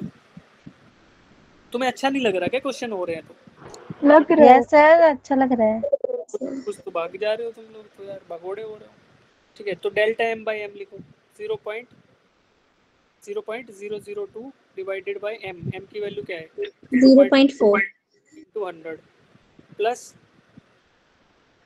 करो 2 into delta R by R. Delta R क्या है बच्चे? रेडियस। 0.001 डिवाइडेड 0.01. 200। ठीक है, लास्ट चीज क्या है आपका? Delta L by L, L की वैल्यू कहाँ लिखी है 0.02 डिवाइडेड बाय 5 इंटू 100। इसको सॉल्व करो, यहाँ से आपको परसेंटेज एरर मिल जाएगा। करो सॉल्व।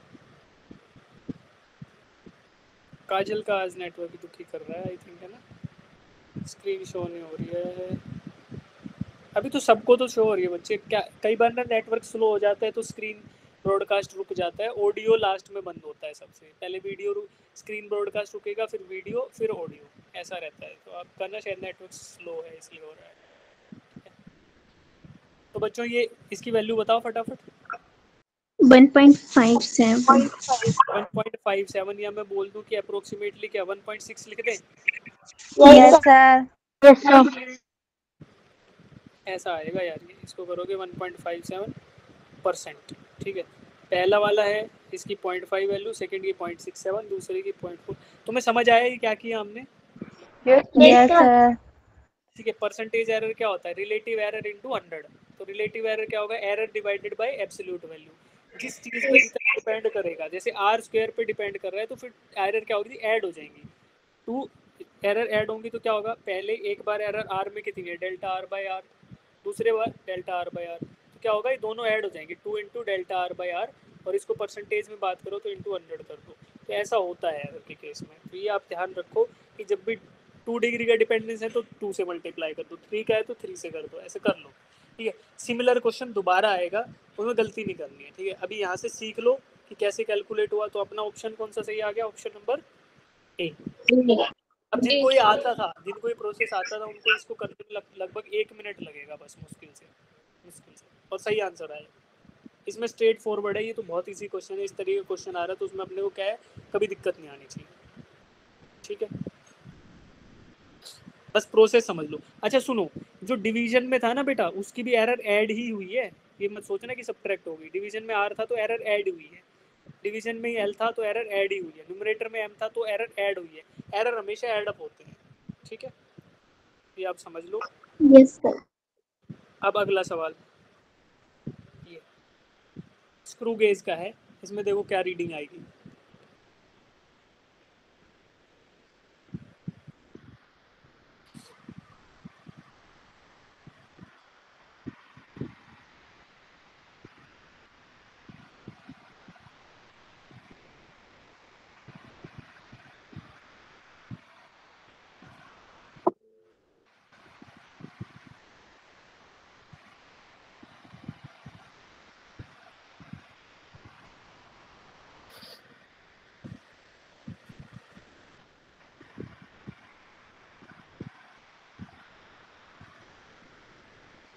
स्क्रीन अभी तो दिख रहा है बच्चे। आप रिकॉर्डिंग देख लेना रियाना, क्वेश्चन कर लेना बेटा। We will be trying to solve at least 1 more question. तो 7th तक कर रहे हैं फिलहाल, ठीक है। कल थोड़ा और जल्दी स्टार्ट करेंगे इसको नेक्स्ट क्लास में, और कुछ क्वेश्चन होमवर्क दे दूंगा आपको। तो जो नोट्स मिलेंगे आज ना, उसमें HW लिखा होगा, वो क्वेश्चन कर लेना रियाना, और जो भी बच्चे अभी स्क्रीन जिनको दिक्कत आ रही है वो लोग, ठीक है। जो अभी क्वेश्चन हुए उसी रिपीटेड कंसेप्ट पे कुछ क्वेश्चन है, उनको मैं एज ए होमवर्क आपको दे दूंगा।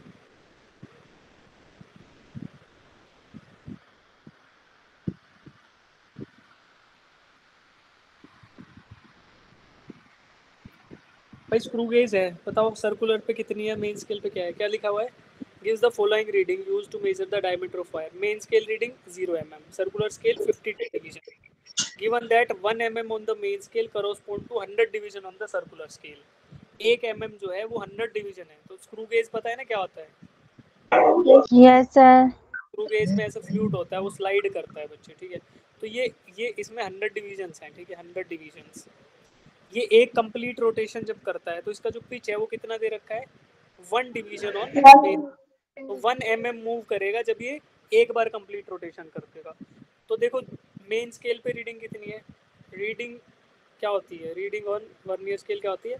Main scale reading plus circular reading into least count. Least count, ठीक है। यहाँ पे लीस्ट काउंट कितना है आपका? 0.01 डिवाइडेड बाय 100 है ना, 1 mm डिवाइडेड बाय 100, क्योंकि 1 mm आपका ट्रेवल कर रहा है कितने? 100 डिवीजन्स में। तो 1 mm ऑन लीनियर स्केल आपने डिवाइड किस में कर दिया, 100 डिविजन ऑन सर्कुलर स्केल। तो आपका देखो तो वैल्यू रखो MSD 0, CSD की CSR सर्कुलर स्केल रीडिंग कितनी है 52 52 और लीस्ट काउंट कितना है 1/100 और ये आंसर क्या आएगा मिलीमीटर। तो कितना आ रहा है बच्चे 0.52 मिलीमीटर, तो यानी कि 0.052 सेंटीमीटर ए आ गया हमारा आंसर। ठीक है, option A is the right answer. हाँ जी यस सर। चलो यस सर अब अगला सवाल करो, ये भी ऐसा ही है। Screw gauge least count is this, there are 50 division on circular scale, the pitch of the screw gauge is, pitch कितना है, पिच क्या होता है सर नंबर ऑफ पिच होता है कि एक कंप्लीट रोटेशन में कितना मूव करेगा आपका सर्कुलर स्केल, है ना। पिच कितना होता है कि एक जब पूरा 2 पाई रोटेशन हो जाएगा सर्कुलर स्केल का तो वो लीनियरली कितना मूव करेगा, है ना। जैसे मान लो भाई स्क्रू गेज का ये वो है, तो आपने इसको रोटेट किया एक कंप्लीट रोटेशन में, तो ये क्या करता है, ये लीनियर स्केल पे स्लाइड करता है ना, तो जितना ये 360 डिग्री रोटेशन में स्लाइड करेगा वही कहलाएगा पिच। वैसे फॉर्मूला वाइज बात करो तो पिच क्या होता है, least count into number of divisions on circular. क्या आंसर आएगा फिर मेरा,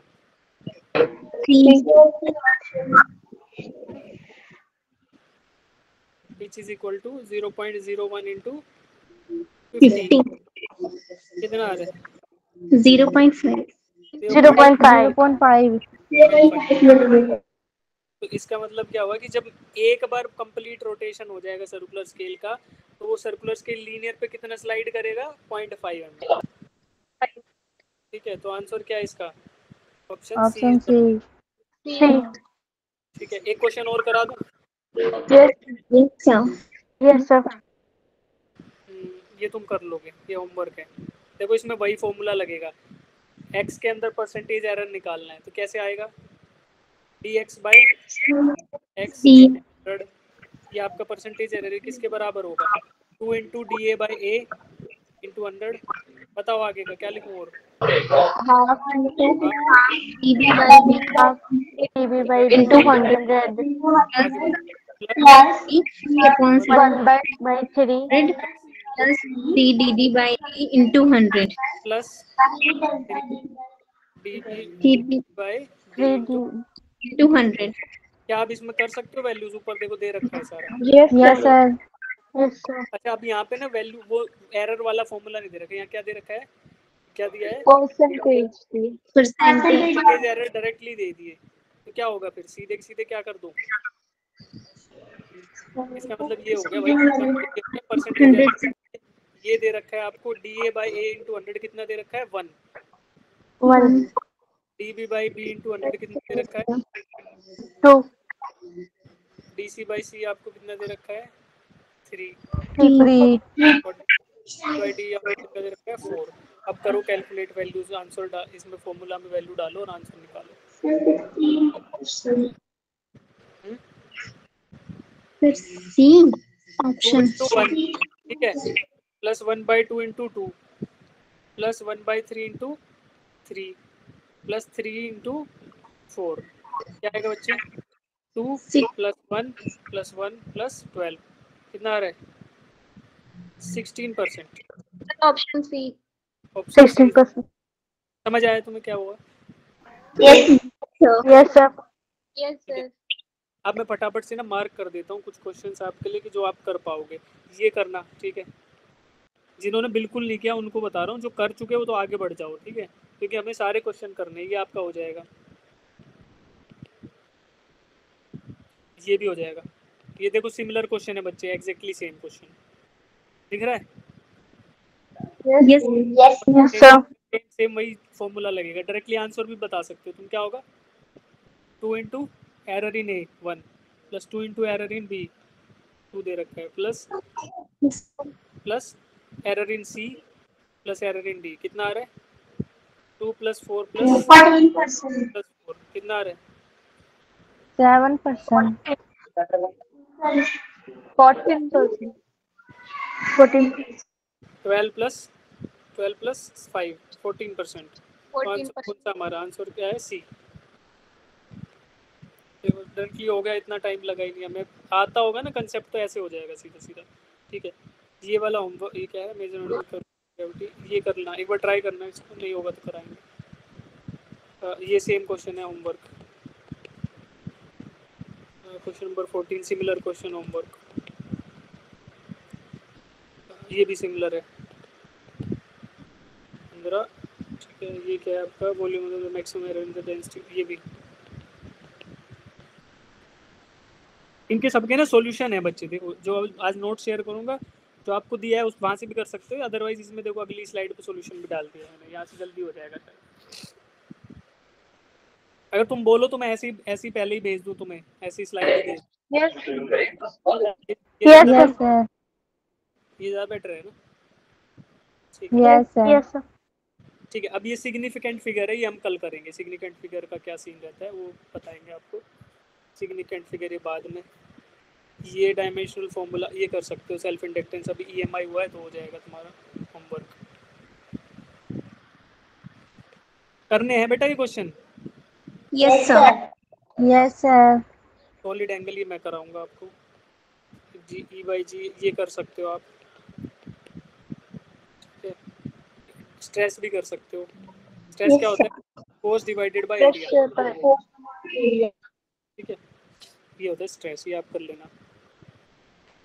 pair of quantities having same dimensions, इसको ट्राई करना, नहीं होगा तो बताना। इसको डिटेल में एक्सप्लेन करूंगा मैं, ताकि आपको ना ये और भी आइडिया लगे कि ये सारा थोड़ा रिवाइज हो गया। यंग्स मॉडुलस क्या होता है, एंगुलर मोमेंटम, ये सब रिवाइज करेंगे। डायमेंशन इसको मैं कराऊंगा, ये कर लो। अभी करना है, ठीक है सब बच्चे, बता रहा हूँ मैं, नहीं किए तो दिक्कत है। ये मैं कराऊंगा 26 फिजिकल पैरामीटर सेम, ये भी मैं कराऊंगा यार। उसके बाद ये कर लो, ये मैं कराऊंगा 29 ग्रेविटेशनल कांस्टेंट, ये कर लो 30th। ये भी मैं कराऊंगा 31। ये भी ट्राई करना, but we will discuss it in detail. इसके बाद dimension of impulse are equal to that of, ये कर सकते हो। इम्पल्स क्या होता है बच्चे? Force into Time. इम्पल्स। ठीक है, तो फोर्स के डायमेंशन पता है आपको, टाइम से मल्टीप्लाई करोगे तो क्या आता है? कैसे पता है यार तुम्हें? एक नियम होता है, impulse momentum, impulse momentum. Momentum. 33 का भी आएगा सीधा सीधा। ठीक है, सेम दैट ऑफ टाइम, ये क्या है? सेम दैट ऑफ टाइम मैं कराऊंगा। डायमेंशन ऑफ RC ये भी हम करेंगे। Which of the following is dimension of pressure, ये कर सकते हो तुम लोग। Yes, sir. Which of the following quantities है द डायमेंशन, क्या है? अच्छा ये मैं कराऊंगा। मैग्नेटिक फ्लक्स ये करना भाई, ये कर सकते हैं। Magnetic permeability of free space ये हम कर चुके हैं, इसको भी कर लो दोबारा। Yes, sir. और न्यूटन्स ये क्या, ये मैं कराऊंगा। विस्कोसिटी वगैरह का है। डायमेंशन फॉर सेल्फ इंडक्टेंस ये करो, ये कर सकते हो तुम लोग। क्या कैसे आएगा सेल्फ इंडक्टेंस का फॉर्मूला? LdI/dt वाला फॉर्मूला है ना, वहाँ से आ जाएगा। तो ऐसे करना आपको। ठीक है, डायमेंशनल फॉर्मूला ऑफ टॉर्क ये तो आसान है, कर लोगे। क्या है dimensional formula of torque? Minus T खत्म। फोर्स इनटू डिस्टेंस होता है ना, force into distance, force into distance तो CR ये कर लेंगे एक बार, हो जाएगा तो कल होमवर्क दे दूंगा इसको मैं। फोर्स एक्सेलरेशन ये ट्राई करना। उसके बाद के ये हो गया प्लांट्स। ठीक है, ये भी ये करेंगे। इसमें क्या है? डायमेंशन मास ये करना 49 इक्वेशन दिस, ये आपकी क्या है? रियल गैस इक्वेशन है। इसमें क्या पूछा है? टेम्परेचर भी ये कर लोगे, आसान है। Following dimensional constants. अच्छा ये बताओ which of the following is a dimensional constant? Gravitational constant. ठीक है, रिलेटिव डेंसिटी का कोई यूनिट होता है क्या? No, sir. Yes. No, sir. Because it is the density divided by the density of standard fluid. Water fluid liquid के case में water होता है और बाकियों के केस में एयर होता है, ठीक है, गैसेस। Yeah. तो रिलेटिव डेंसिटी का कोई यूनिट नहीं होता। रिफ्रैक्टिव इंडेक्स का कोई यूनिट होता है? नहीं होता है। No, No, sir. Lateral strain upon longitudinal strain कुछ भी नहीं होता। क्या बच गया? खाली बच गया क्या? Gravitational constant. क्या बोला इसमें? हाँ, ऑप्शन बी सही है ना? ठीक है, ओके। ये क्या है? ये मैं कराऊंगा यार, थोड़ा सा अलग है। ये 54 हो गया, ये अच्छे से डिटेल में करेंगे। इस तरह का क्वेश्चन टफेस्ट हो सकता है, इस तरह का लेंथीएस्ट, टफेस्ट नहीं लेंथीएस्ट, तो इसको कर लेंगे। और फ्रीक्वेंसी ऑफ वाइब्रेशन ये भी कर लेंगे, मैं करा दूँगा इसको 57। A B and the difference ये कर लो, तुम हो जाएगा घर पे 58। ठीक है, तो इतने क्वेश्चन हम आप होमवर्क कराओगे, रिपीटेड है बेटा। देखो आपको 10-12 क्वेश्चन मैंने होमवर्क दिए, ये आप करके आगे ना, तो बच्चे हम क्लास में कल निपटा देंगे, ठीक। Yes, sir. तो ठीक है, 15 बच्चे बचे, बाकी सब लोग भाग गए, सब लोगों को जल्दी जाने का शौक था, है ना, कोई बात नहीं। तो यही बच्चे बोल